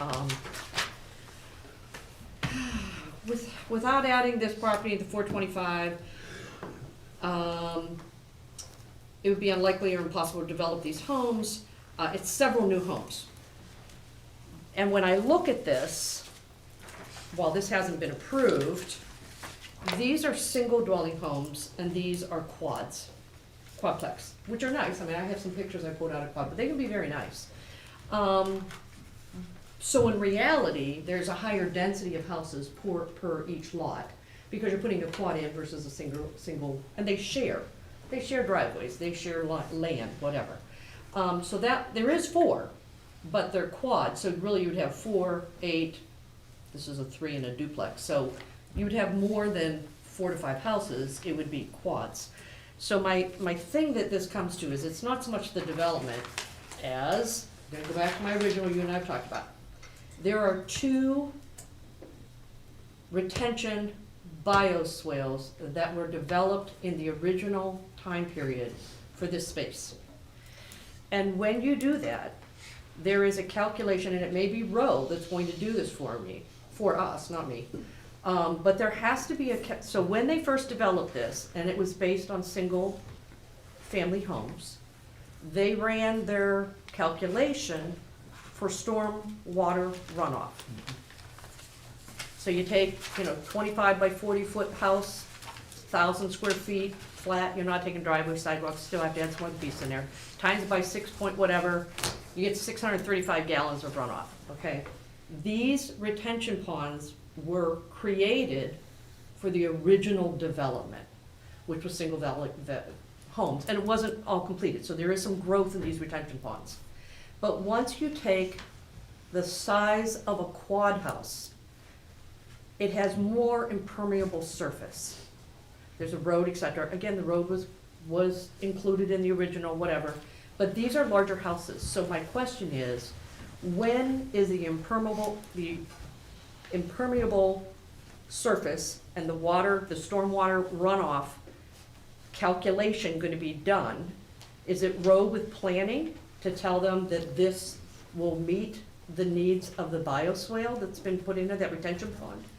Or does road come back to us? I'm not understanding, because I think that's a critical piece of this. If you don't calculate, again, we don't have the 2001 plan here to see what was there. We only have the 2025. So we can't see how much was planned to what's today's, the newfangled idea. And so my question would be, I think that's important, because if you have too much stormwater runoff, you get flooding. I mean, this is just part of planning development. So I'm just trying to figure out, when is that calculation gonna be done based on the new plan? Because if we approve it and they go forward and that's not considered, I think it's a big issue. I'm just, it keeps sticking in my mind. Can I jump in here? You can. Yes, please. Thank you. The city commission is tasked with dealing with this issue, which is the possible adoption of the land into the 425 agreement. The planning commission is tasked with reviewing the site plan, which I don't think has been approved. It's been presented on a draft format, but this issue has to be resolved first. And as part of that site plan approval process, the planning commission would work with Rowe Engineering to ensure that the retention pond, impermeable surface runoff, all those things are taken care of. Okay. I'm not an engineer. Right. I just slept at a Holiday Inn last night. But Rowe Engineering is great at that type of stuff, and we, the planning commission, certainly would not approve of something that didn't meet with their engineering calculations. Mr. Mayor's on that planning commission as well. Okay. All right, thank you, Ms. Womack. Ms. McCarthy, are there any other questions? You're done. I have a simple question. I'm guessing that this has been instigated because we have a developer. Otherwise, this would not have come up. Who is the developer? Mr. Womack. Honestly, I forget the name of the developer off the tip of my tongue. Anyone? I can answer that. Mr. Chair, Please. if you would enter. I'm the developer. Yes. And what's your name? Yes, please. And company, yeah. My name is Sandro Palazzolo with Affinity Land Holdings. Okay. So I can answer maybe a few of Ms. McCarthy's questions. Thank you. If this is the time, or if you had any other questions. Do you have any questions you want to direct to him specifically? Well, he said he was gonna answer the impermeable Okay. surface thing, so. Mr. Sandro, could you please? Sure. So originally in 2004, that entire development, even on both sides of Woodbridge Park, that was all supposed to be what I'm currently putting in, fourplex, duplex product. The development that I'm putting in around the detention pond, in the original PUD, scheduled, I think, 180 units on that parcel.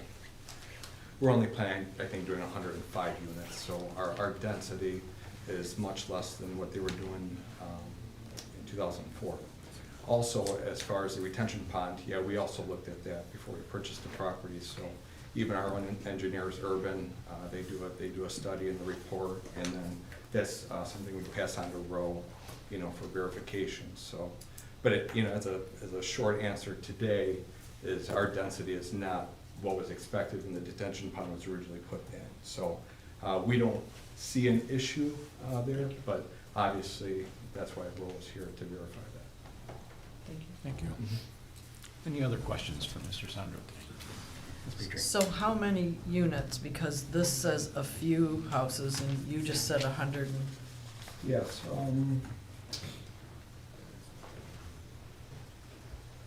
we are, we're gonna put 103 units in. And that includes, the frontage on Woodbridge Park that we're, trying to get approved, today. and so your units are going to be another row of the fourplexes or duplexes? Will it be similar to what's already there going behind? Yes, same product structure, that we're doing, and then just, I guess, 4, 3, and 2 unit buildings, just how they lay out along the properties. The original PUD had much smaller houses, that's why they had the more density. We're doing 1,500 footers, so you lose density. So will you be putting in another drive? Or road? So we're gonna, there's currently an approach access from both streets from my current development, so we're just gonna come in from there, with our infrastructure. Okay. I just wanted to clarify. Can I do a point of order? Sure. We closed the public hearing, I don't wanna be rude, but we closed the public hearing, and Yeah. I'm not trying to be rude. I should have spoken. No, that's okay. That's okay. I hear your point of order, and I'm thinking that this man has direct information that Mr. Womack is deferring to, or, normally we'd ask Mr. Womack, or he actually looked into the room, and the developer has me sitting right here. He's not making comments, he's answering questions to the commission at this point. I'd like to allow it unless there is, unless there's, you're against that, then we can put it to a vote to allow a question and answer between the developer and the commission. Totally up to you, I just wanted to bring it up. Yeah, I'd like to allow it because of a matter of convenience right now, and he's not making comments, he's answering questions for the commission right now, which I think is essential at this stage. So, Ms. McCarthy. I'm not gonna ask questions, but I'm gonna go through and say a few things. Mhm. First of all, Mr. Womack graciously helped me because I was saying, how do we get to a few houses? But this is already developed, and I drove through it and I looked at it, so there's a lot of houses already, of the 100 and some are already built, some are empty lots waiting for someone to buy, and then this development would be the new. That in total would equal the 103, am I correct? 103, and then new development, our current development has 68. Okay. Yeah. So, Mr. Womack, my question would be, if there is 103, and right here I just counted, this map that we have has 36, where are the others happening at? I would defer to the developer. Okay. So, I'll hold it for you because you asked. So this is the little Okay, you sliver. gotta bring it on over here. Sorry, I'm old. This Okay. is the little sliver of land here. Ah. Now, what's interesting is when this was, in 2004, when this was master developed, that this was as planned in '04. Just this little sliver was Didn't never get put in. formalized. And all of this will be new. So this road here and this road, this is all new. The stub street starts here and here, so we're just gonna make our connections and this will all be new. Perfect, thank you, that helps. Did anybody, I think other people need to see that, because we've only had this little section here, we weren't understanding all the houses. So this is the part that's under question for 425. This portion that you're talking about right here is already covered. No. Just this portion, this shaded portion is existing. Yeah, but what I'm asking is if regarding the 425, we want to add this portion here, this is unaffected by the 425. It's Okay. already in. All right. It's already in All there. right, very good. Anybody else need to see this? Do you need to see it? Can I photograph it?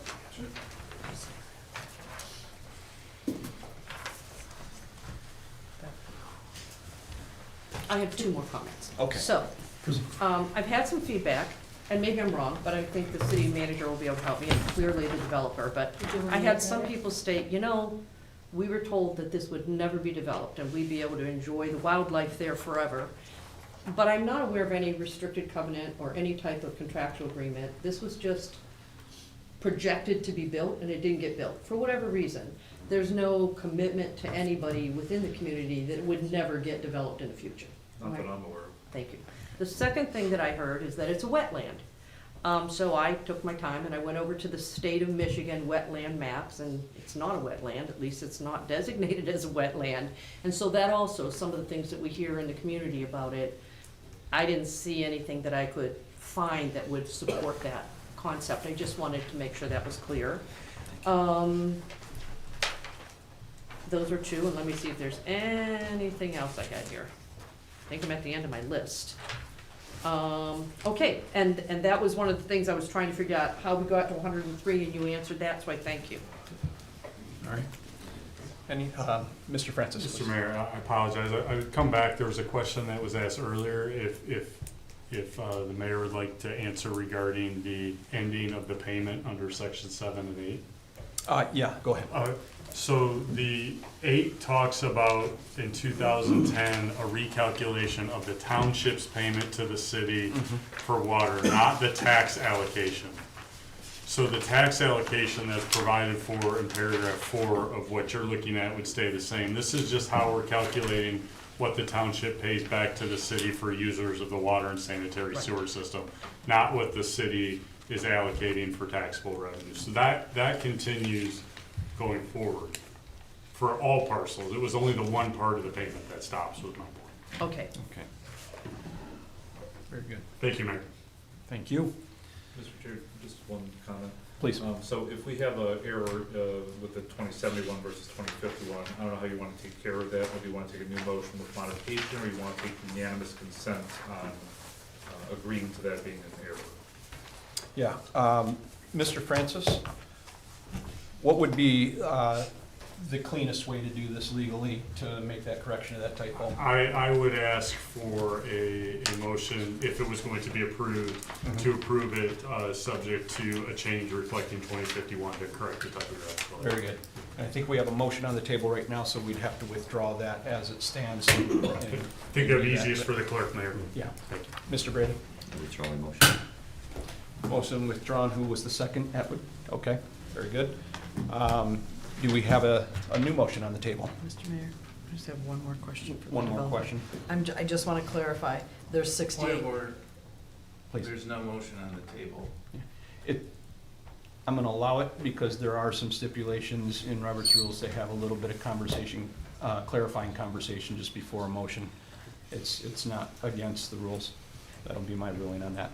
I'm just clarifying, there's currently 68 units. You're bringing in 103 new ones. Or is the 103 including the 68? The 103 is in addition. In addition to the 68. Okay. If you need me to confirm the 68 number, it's between 58 or 68. Okay. I don't remember which. Okay. Do we have a motion on the table? Mr. Ray? Yes, and I think the language was subject to the correction of, The term ending 2051 instead of 2070. make a motion to adopt the resolution approving the amendment to the existing 425 agreement between the City of Lapeer and Mayfield Township, which would add parcel ID 014-031-00312 into the existing 425 agreement, pending the change that states that the agreement ends 2071 and changing it to 2051. Support. Okay. We have a motion on the table, supported, motion by Commissioner Brady, supported by Commissioner Atwood to adopt the resolution approving an amendment to the existing 425 agreement between the City of Lapeer and Mayfield Township, which would add parcel ID 014-031-003-12 into the existing 425 agreement, subject to the change of the term ending 71 to 51. No further discussion. If there's any further discussion, Commissioner Atwood? Yeah, I would just like to thank the developer for investing in our city and trying to finish what he started. And just to point out that this was on our November 17th meeting and it got removed. So that is 5 meetings. So plenty of time to do your research and ask your questions. That's it. Commissioner McCarthy. I just want to say that I came in with a lot of questions and a lot of concerns. But I will say that I'm so glad that the developer was here tonight because he nailed a couple of my questions, like seeing the entire map, the entire layout, or knowing that he was like, yeah, I'll talk to you about the swales, and I've addressed that and I knew that. It made me feel a lot more comfortable, and so I appreciate that that happened. Thank you for coming. Any other discussion? Commissioner Petrie. I did ask several questions. We went back and forth in email, and the map that was shown to us just now, I had never seen. I got a clip of it, and so I too am grateful for that map. It gives me a bigger picture, but this is what I'm looking at.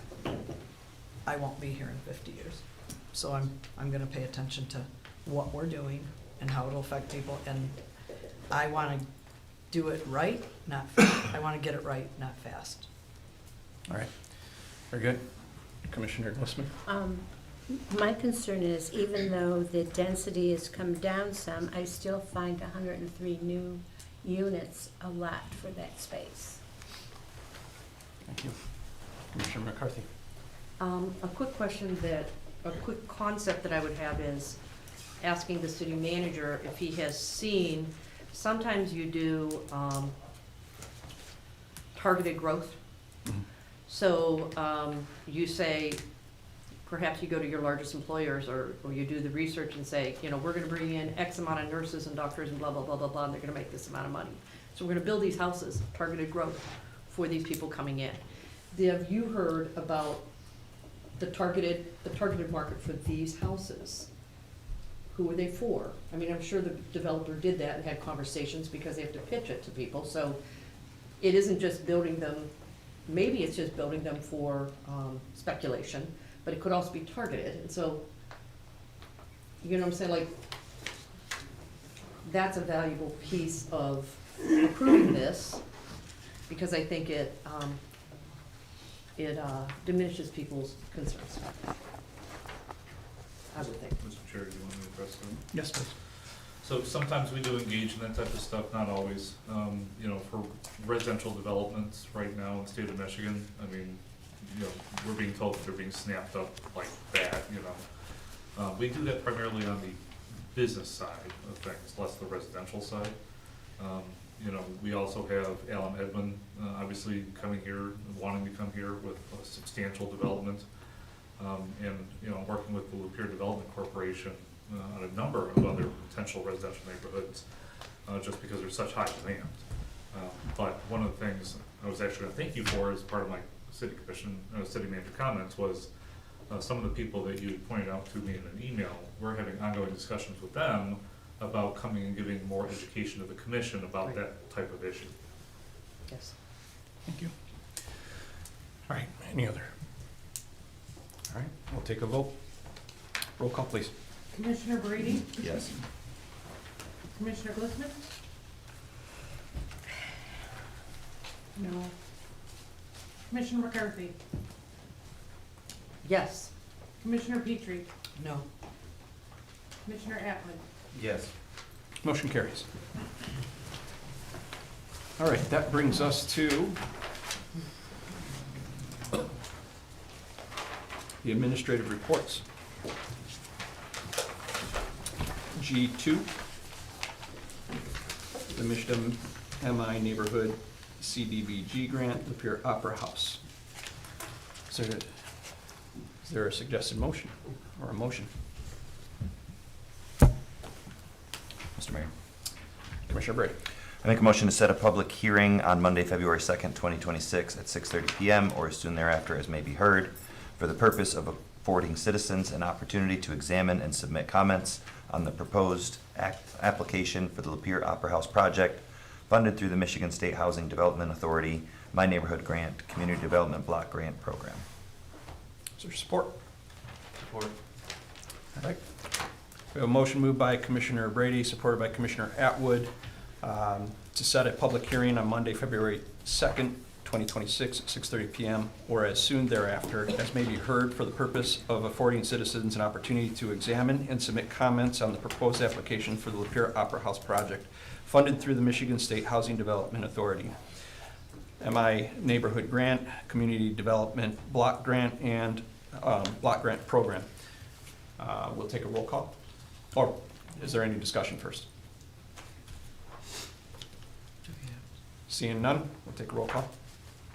Commissioner McCarthy? Yes. Commissioner Petrie? Yep. Commissioner Atwood? Yes. Commissioner Brady? Yes. Commissioner Glistman? Yes. Motion carries. That brings us to G3, AT&T easement agreement, parcel number L20-303-477-040-00. Is there a motion? Commissioner Brady. So moved. Support? Support. All right. Motion moved by Commissioner Brady, supported by Commissioner Atwood, to approve the AT&T easement agreement for parcel number L20-30-477-040-00 as presented, and authorize the city manager to sign all necessary documents. Any discussion? Commissioner Brady. Just briefly, are we looking at this summer or next summer for the bridge project? I believe this project is this summer. Mr. Slusher, do you have a start date? We'll have a start date yet. Spring. Okay, and then maybe a follow-up. Are we gonna get the pole moved on time to actually get the thing done? I know it takes a long time to move a pole. Yeah, I think we're on time with this one. Okay. I'm not sure about the parking lot one. Okay. Okay. Thank you.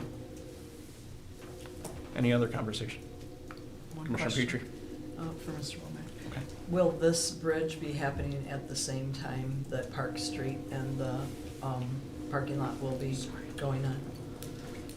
Yes, I believe so, although not 100% overlapping. They will overlap to a certain extent, and I will apologize to the public right now, but we do want to pave your roads and fix your infrastructure. Very good. Thank you, Ms. Womack. Any other discussion? All right, we'll take a roll call. Commissioner Petrie? Yes. Commissioner Atwood? Yes. Commissioner Brady? Yes. Commissioner Glistman? Yes. Commissioner McCarthy? Yes. Motion carries. That brings us to G4. This is pronounced Pacer? Pacer. The Pacer study proposal by Rowe Engineering. Do I have a suggested motion? Or a motion? Mr. Mayor. Yes. Make a motion to approve the Pacer study proposal with Rowe Engineering for a cost not to exceed $7,000 and authorize the city manager to sign all necessary documents. Support. All right. Motion moved by Commissioner Brady, support by Commissioner Glistman, to approve the Pacer study proposal with Rowe Engineering for a cost not to exceed $7,000 and authorize the city manager to sign all necessary documents. Any discussion? Commissioner Petrie. Just want to ask my clarification. First, thank you, Ross, for the 3 bids. I feel good about that. But I just wanted to know if you would explain to the public and the rest of the commission, I know the answer, but it's substantially less from Rowe because they did our past report, and so. I don't know if Rowe did our previous ones, no. Oh, they didn't? No, Rowe does great work, and they give us great bid prices on some things. This just happens to be one of them. But as you see, I think the other 2 bids were close to $30,000, and this was $7,000. So we actually did go back to Rowe to make sure that they didn't misread what we were asking them for. Yeah. But we expect great quality work from them for this project. Okay. Thank you, Mr. Womack. Mr. Mayor. Yes. I was trying to find, in previous ones, Wade Trim had done like core samples and those kind of things. And this one looks like they're doing like a drive-by. I don't know if we have anybody with Rowe today. We do have somebody from Rowe. I'm not sure he's involved with this project. Okay. I can answer that if you'd like. Yep. Please. That's correct. The Pacer rating procedure is based on a visual of the streets. And so I did read the proposal that was in the agenda before coming tonight, and that's what the proposal from Rowe says, that we will drive the streets, follow the Pacer guidelines as to how those streets are rated.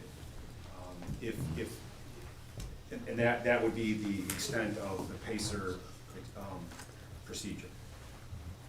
Thank you. If I could just extend on that a little bit. Yes, please. So, you know, in addition to all the work that we've done for the last 2.5 years on the roads, you know, we really need to develop a 10-year road plan.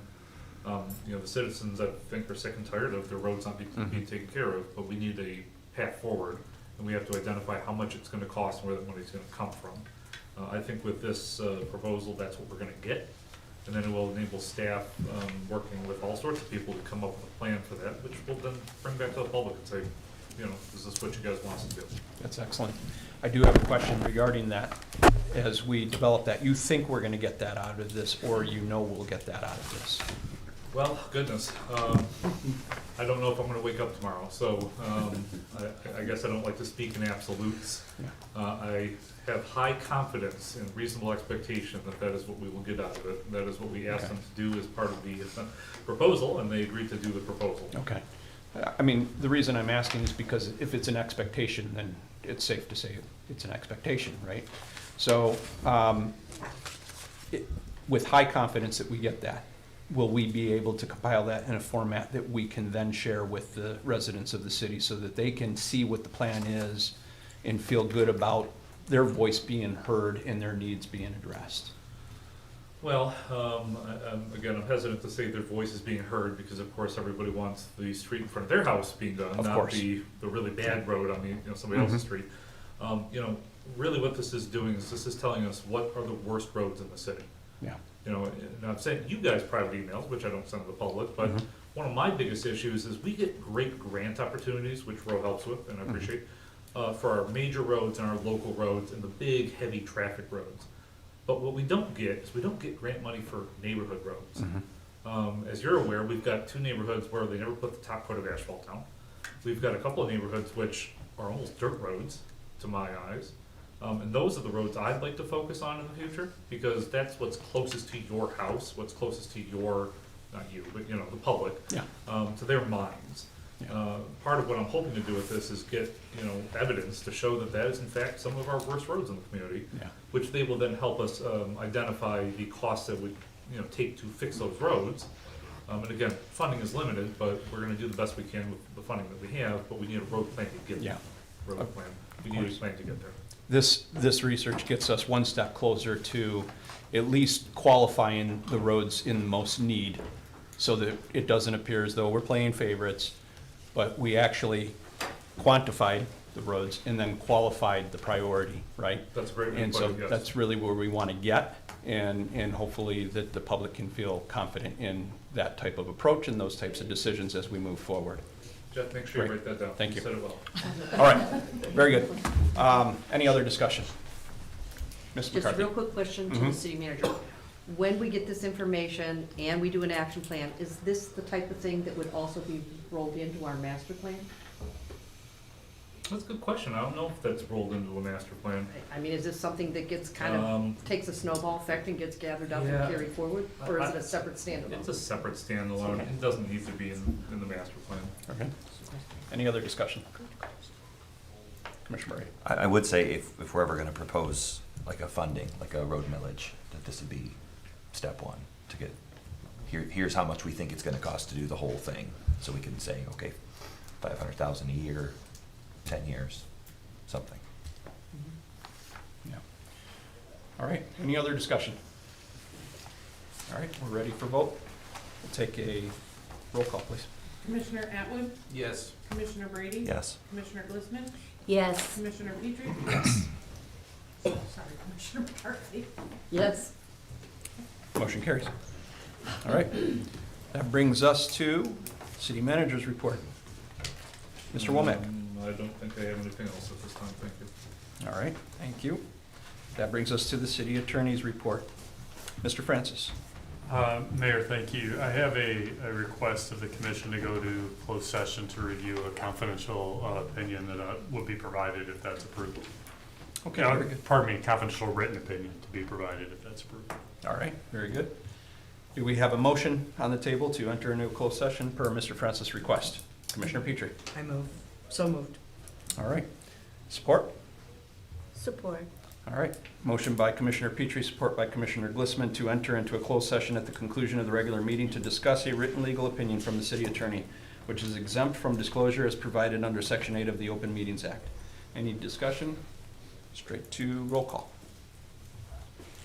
Commissioner Brady? Yes. Commissioner Glissman? Yes. Commissioner McCarthy? Yes. Commissioner Petrie? Yes. Commissioner Abbott? Yes. Motion carries. All right, that brings us to item J1A, mayoral appointments. There you go. We have before us a reappointment to the DDA for Catherine Bostic. Term expires January 1st, 2030. I would entertain a motion to reappoint. So moved. And support. Support. All right. Moved by Commissioner Petrie, supported by Commissioner Glissman to reappoint Catherine Bostic to the DDA. Term expires January 1st, 2030. We'll take a roll. Commissioner Glissman? Yes. Commissioner McCarthy? Yes. Commissioner Petrie? Yes. Commissioner Atwood? Yes. Commissioner Brady? No. Motion carries. That brings us to J1A2, an appointment to the DDA. Linda Glissman, term expires January 1st, 2030. May I have a motion? So moved. Support? I second. Moved by Commissioner Petrie, seconded by Commissioner McCarthy to appoint to the DDA. Linda Glissman, term expires January 1st, 2030. We'll take a roll. Oh, I'm sorry. Go ahead. Yeah, just maybe clarification. Are we allowed to have 2 elected officials on that board per the bylaws? Mhm. I will defer to the, I did look into this and discuss it. And as to the best of my knowledge, that's not a conflict. Mr. Francis, though, can you confirm? Yes, Mayor. Mr. Atwood referenced the bylaws. I'd want a minute to look at those, and I haven't looked at those Bylaws. before the Yep. meeting, so. Yep, Mr. Chair, I can weigh in. please. So I spoke with the executive director for the DDA, who's very familiar with his own bylaws, and he indicated while it's not a favored view to have multiple elected officials on any of the subsidiary boards, it's not prohibited. Mhm. Obviously, the concern is that you don't want to have multiple elected persons making a decision at a separate board and then bringing those same decisions back to this board and voting, that way, but it's not prohibited. Mhm. Yeah, I think we have that same concern on many of our boards, actually. And yes, I did speak to James. That's one of the places that I got some information from, and also from Catherine herself. Yeah. Mr. Francis, what did you find? It is, I don't have the bylaws handy. It's not prohibited by rule. It would only be if their bylaws prohibit it, and I Right. just haven't seen. That would be the DDA's bylaws Correct. specifically. Correct, Mayor. Which I took some time to read through from front to back. It's not very long. But more importantly, that it doesn't violate any state or city charter. Correct. Which it doesn't, so. All right, any other discussion? Could there be 3 people?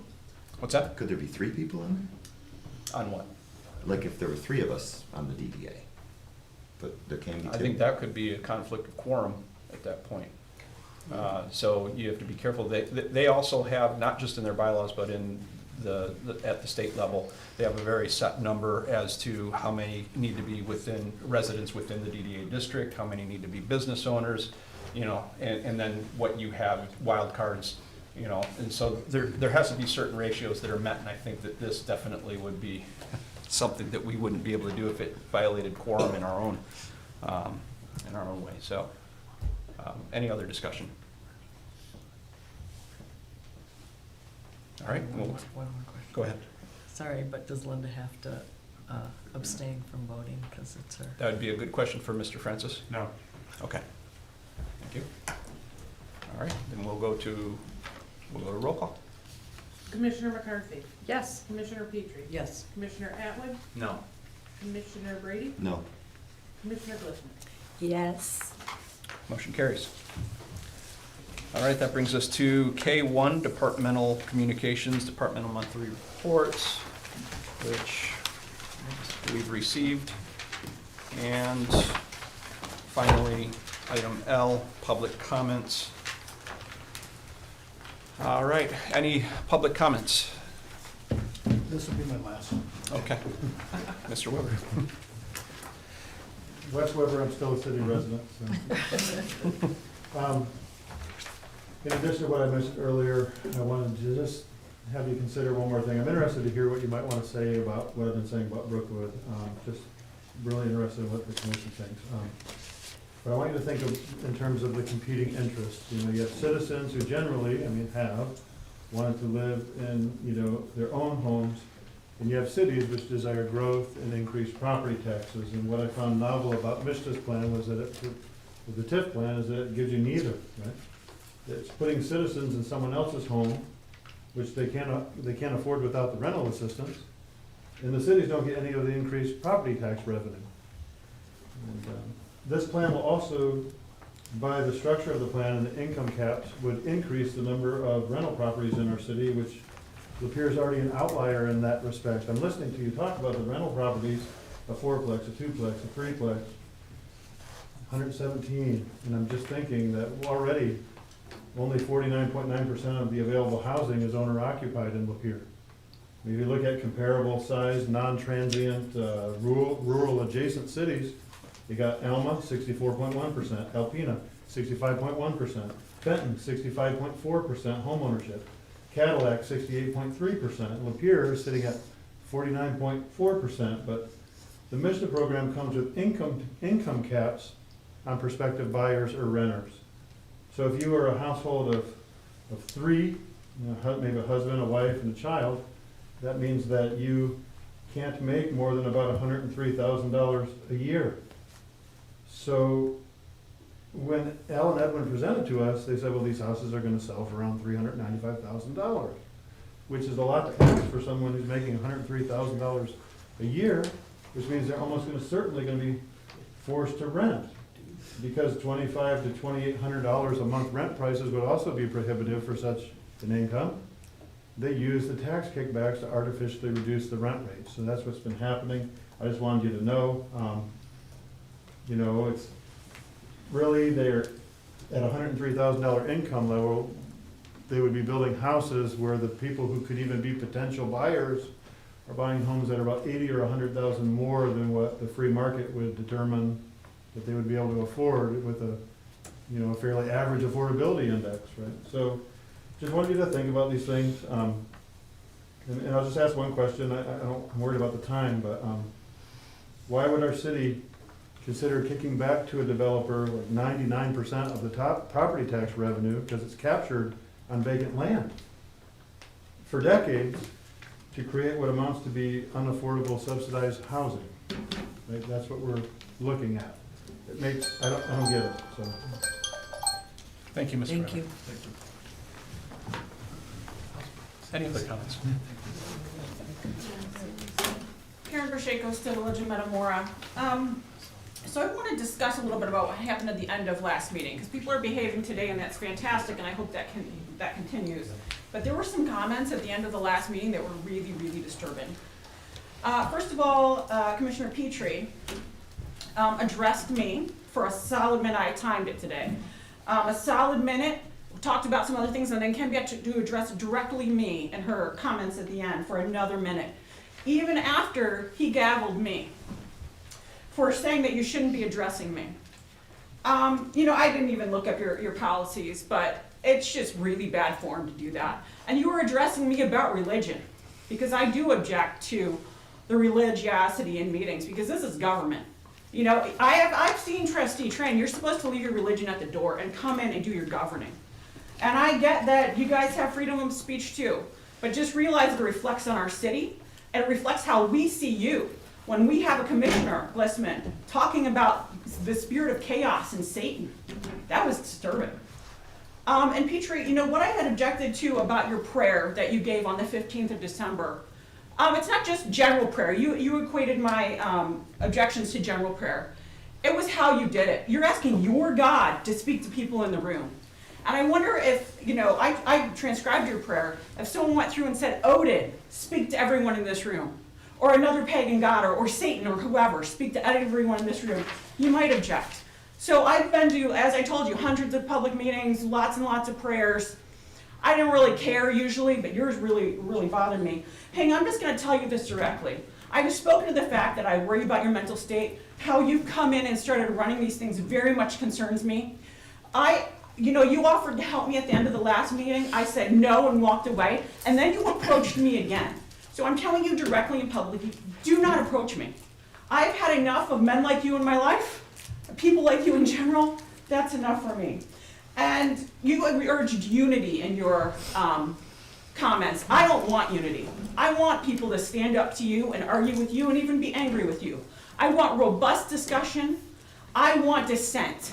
If you're going to come in and try to change the way the city runs the way you have and create the chaos that you've created here. So, you're doing better. I hope it continues. But my goodness, this is not church. This is government. And if any of you have grown up outside of the normal, the standard Christianity like I did, you might understand why it's offensive when people bring their religion into the room, because you bring all the history of that religion, you bring everyone's experiences of that religion. Christianity's got a whole lot to discuss there. Thank you. Thank you. Any other comments? Sorry, I'm kind of attached to my pen.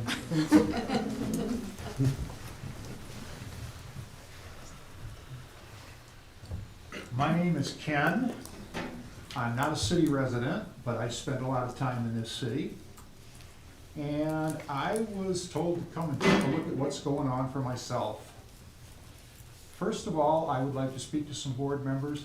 Never apologize for asking a question or raising issue. You're supposed to be here to do that. I've got several boards. One I think wishes I was dead. Another one wishes I was just ill enough that I couldn't come to meetings, so I'm here to make it a hat trick and see how you tip the scales. I've watched and listened. There's a saying, the devil is in the details. Let's change that up a little bit. Sometimes the devil wants to control the details. And you people on the board have my sympathies, because when things fall apart, the person that can quote you chapter and verse is the person that will use that to deflect, step aside, and let the crap fall on the nearest target regardless of who they have to sacrifice. Thank you. So something I never thought about, Matt Decker again, something I never thought about and thinking about during this meeting is the amount of rentals we have in the city.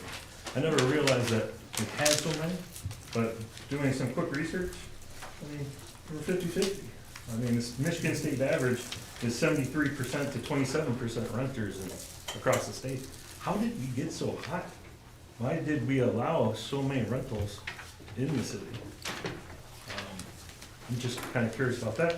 You guys can reflect that on yourself. Also, I appreciate some of you that did speak up after I asked you to speak up. I appreciate that. The others, please do better. Thank you.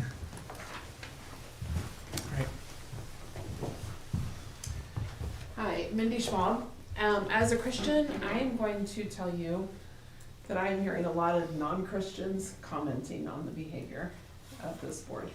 So from one Christian to another, I would urge you, tonight was so much better and I really appreciate that. But I just would like to just point out to you that that is what I am hearing on the streets, is you're making a really negative impression on the people you would like to reach. Also, I would really like to just urge you to remember, I feel like there's a lot of trying to get everybody on a certain agenda. And if we're all playing the same note in an orchestra, it's very boring. We need to be able to hear different notes, different tunes. We need to be able to hear difference. So I would urge you to just remember that in the future when you're trying to appoint people to certain boards, trying to get everything all to be your way. It's really not a good way to do things. Any community that only has one train of thought is not healthy. Thank you. Any other comments? Hi, Jacob Leroy, Mayfield Township resident. I just wanted to first thank the commission tonight for allowing the relevant members of the public to speak at certain times of the meeting and have a dialogue with them that pertain to the item that was being discussed. It was very helpful to me as an audience member to gain that information, help better understand the issues at hand. I'd like to see that more going forward if we have the relevant people in the room that have the information to provide, and so long as they conduct themselves properly during those times. Second, I'd like to say that I do support the prayer at the meetings. Thank you for being Christian. I think we're a Christian nation, and we're founded as a Christian nation, and we need to bring our Christian convictions with us to all the decisions we make in all of our lives, but also in these public meetings. So, thank you. Thank you. Thank you. Any other comments tonight? All right. Not seeing any, we move to the closing comments of the commissioners. Any closing comments? Commissioner Brady. I'm just wondering if we can get a report back from Manager Mike Womack about Brookwood. I haven't heard anything about TIFAs or brownfields coming through from that, but I'd like you to dig into it, please. That's all. Okay, thank you. Any other comments? Commissioner McCarthy?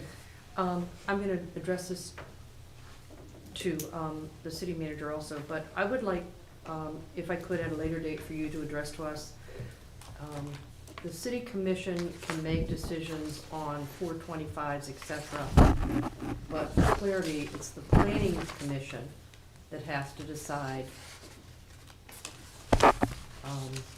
what's being built, talking to the developers, et cetera.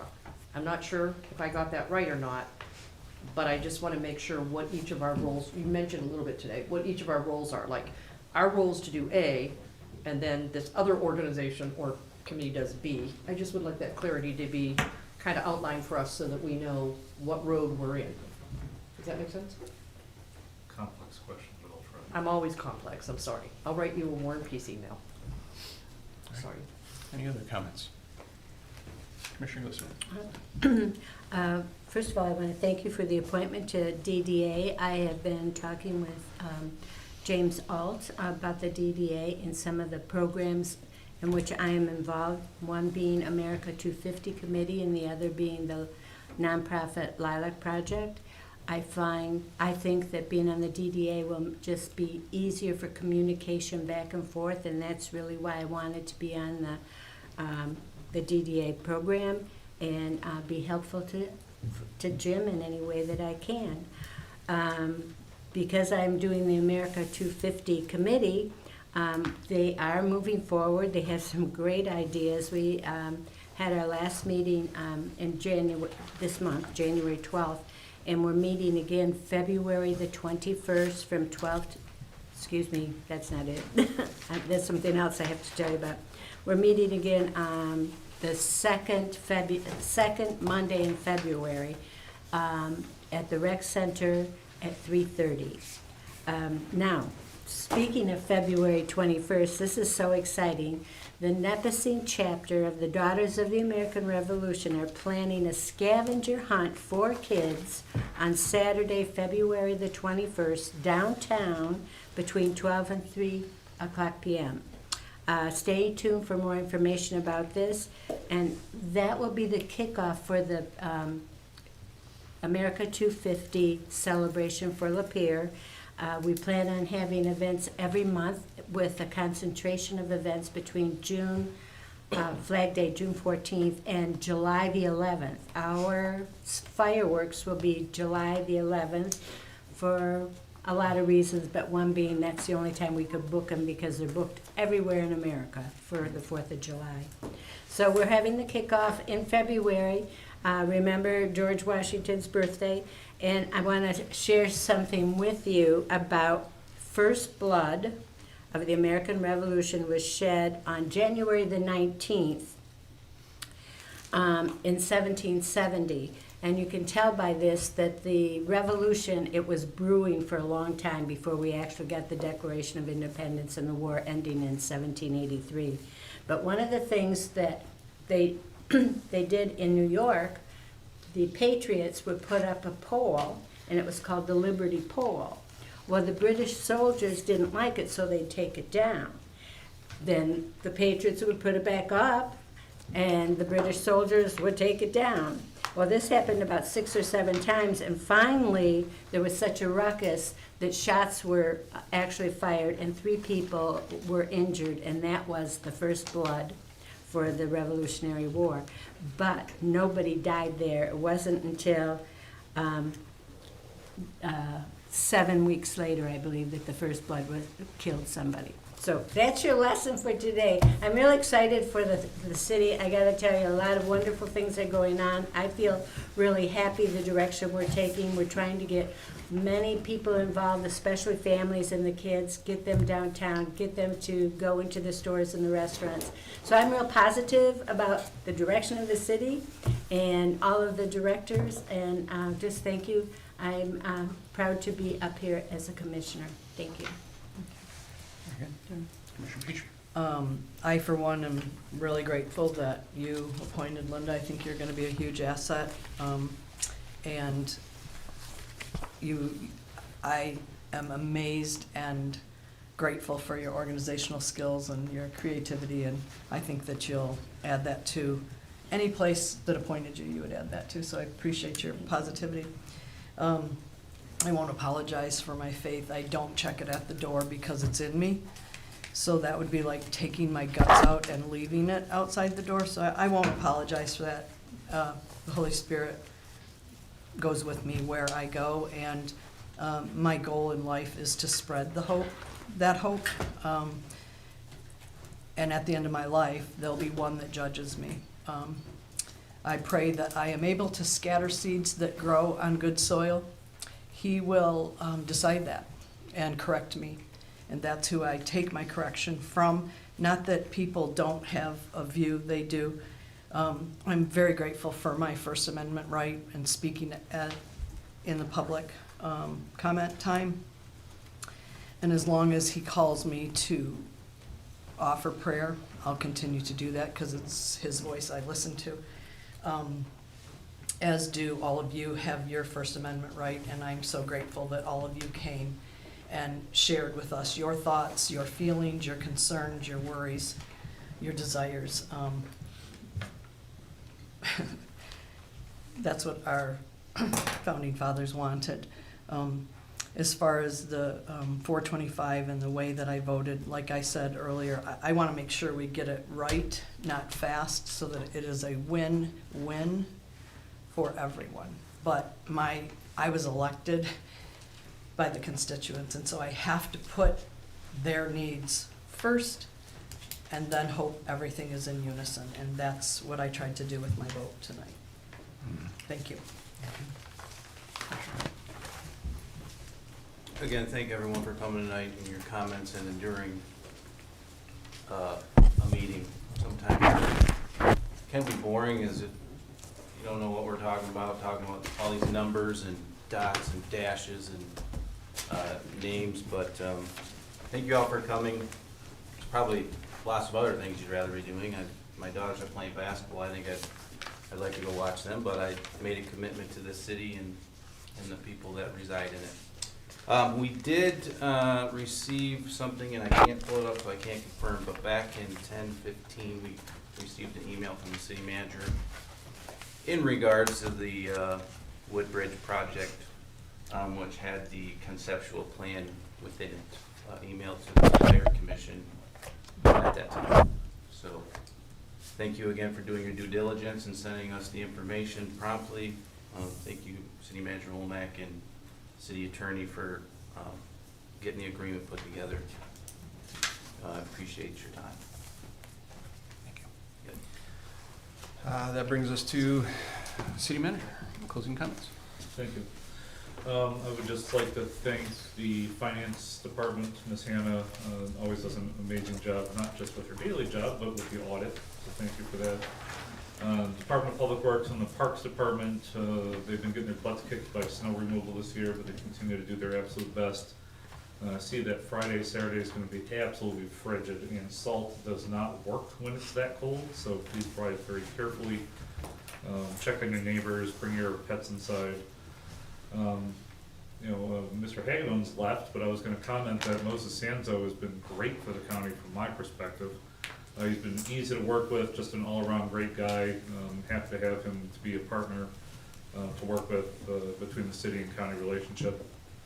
And then Ms. McCarthy, I was gonna thank you for that email you sent the other day. While it was a War and Peace linked email, there was some great information in there, and one of the persons that you listed in there is somebody that the LVC, Sam Moore and myself, are already working with to bring some additional information to this board regarding TIFAs, the Allen Edmond project, and all those types of things, because obviously we want you to come into it eyes wide open. And while I think that ultimately it can be a good thing for the community, there are some questions that need to be answered before we jump into it. Unfortunately, there's lots of misinformation in this world.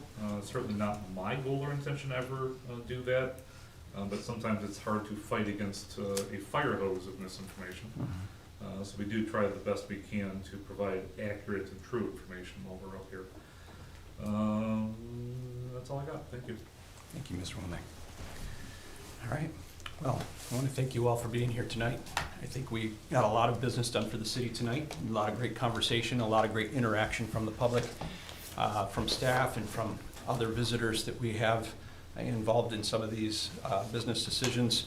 And I want to also bring up some of the things that were discussed between last meeting and this meeting, one of them being as one gentleman put it, the fragrance in this city. While we don't have a fragrance ordinance, we do have an odor ordinance, and that is something that the city has been working on in a way to enforce that consistently, and I think they're doing a good job with that, and it just so happens to be that there are steps that are moving in the direction to address those concerns for the citizens. Well, since last meeting, there have been several emails that have come in either directly to myself, the mayor, sometimes copied all the way to the staff and the commission as well, complaining about that fragrance, even in spite of the news of the last meeting and what the news published in terms of the steps towards correcting that. And I just want to bring it to the public's attention that while we do appreciate the email, the best way to address it is at the moment that you encounter the odor ordinance being violated. And that is to call the Lapeer dispatch at 810-667-0292. That is the correct channel to make that complaint and ensure that the ordinances are being enforced fairly and addressing that issue. Additionally, I'd like to thank or congratulate you both. Thank Denise Marinelli, as we had honored her today in her service to the city, and congratulate her on her retirement, and I hope that she has a fruitful retirement ahead of her, and that she has some great plans during that time, and that goes well for her. She will be missed. I hear a lot of great things from the people who know her well. And then also to congratulate Linda on her appointment. I see your excitement there, and I had a great time talking with each of the candidates for those appointments and reappointments. And we have a great pool to choose from, and wish that we could have them all there. But at the end of the day, decisions have to be made, and I think that there's always opportunities in the future. So those candidates are looking for other boards and other opportunities and other openings, and I encourage them to continue to do that as well. We need more people that are willing to commit their time to the city and show their love for the city. And I just want to close with that. This was a very positive meeting, and Mr. Womack? Just, sorry, a clarifying question. That phone number that you gave us, is that the police non-emergency phone number? Yes, for people who Google it? That's the central dispatch, yep. That's central dispatch non-emergency number where ordinance complaints should be filed. You're still, again, you're still welcome to send the emails. While we do appreciate them and we read them, we can't always respond to them. But the right channel to get it taken care of is to call that number. Otherwise, thank you all for your time.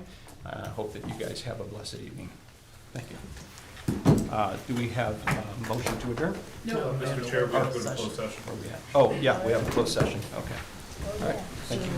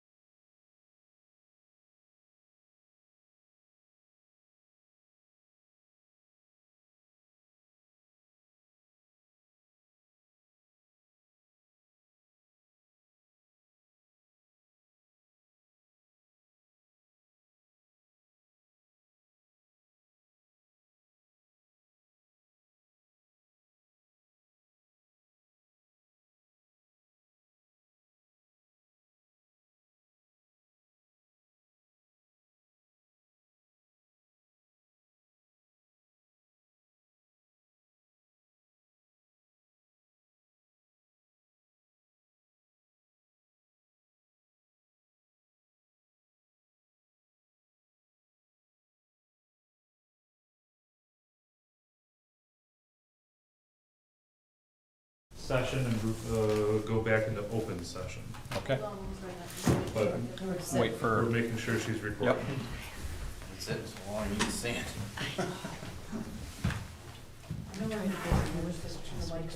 Oh.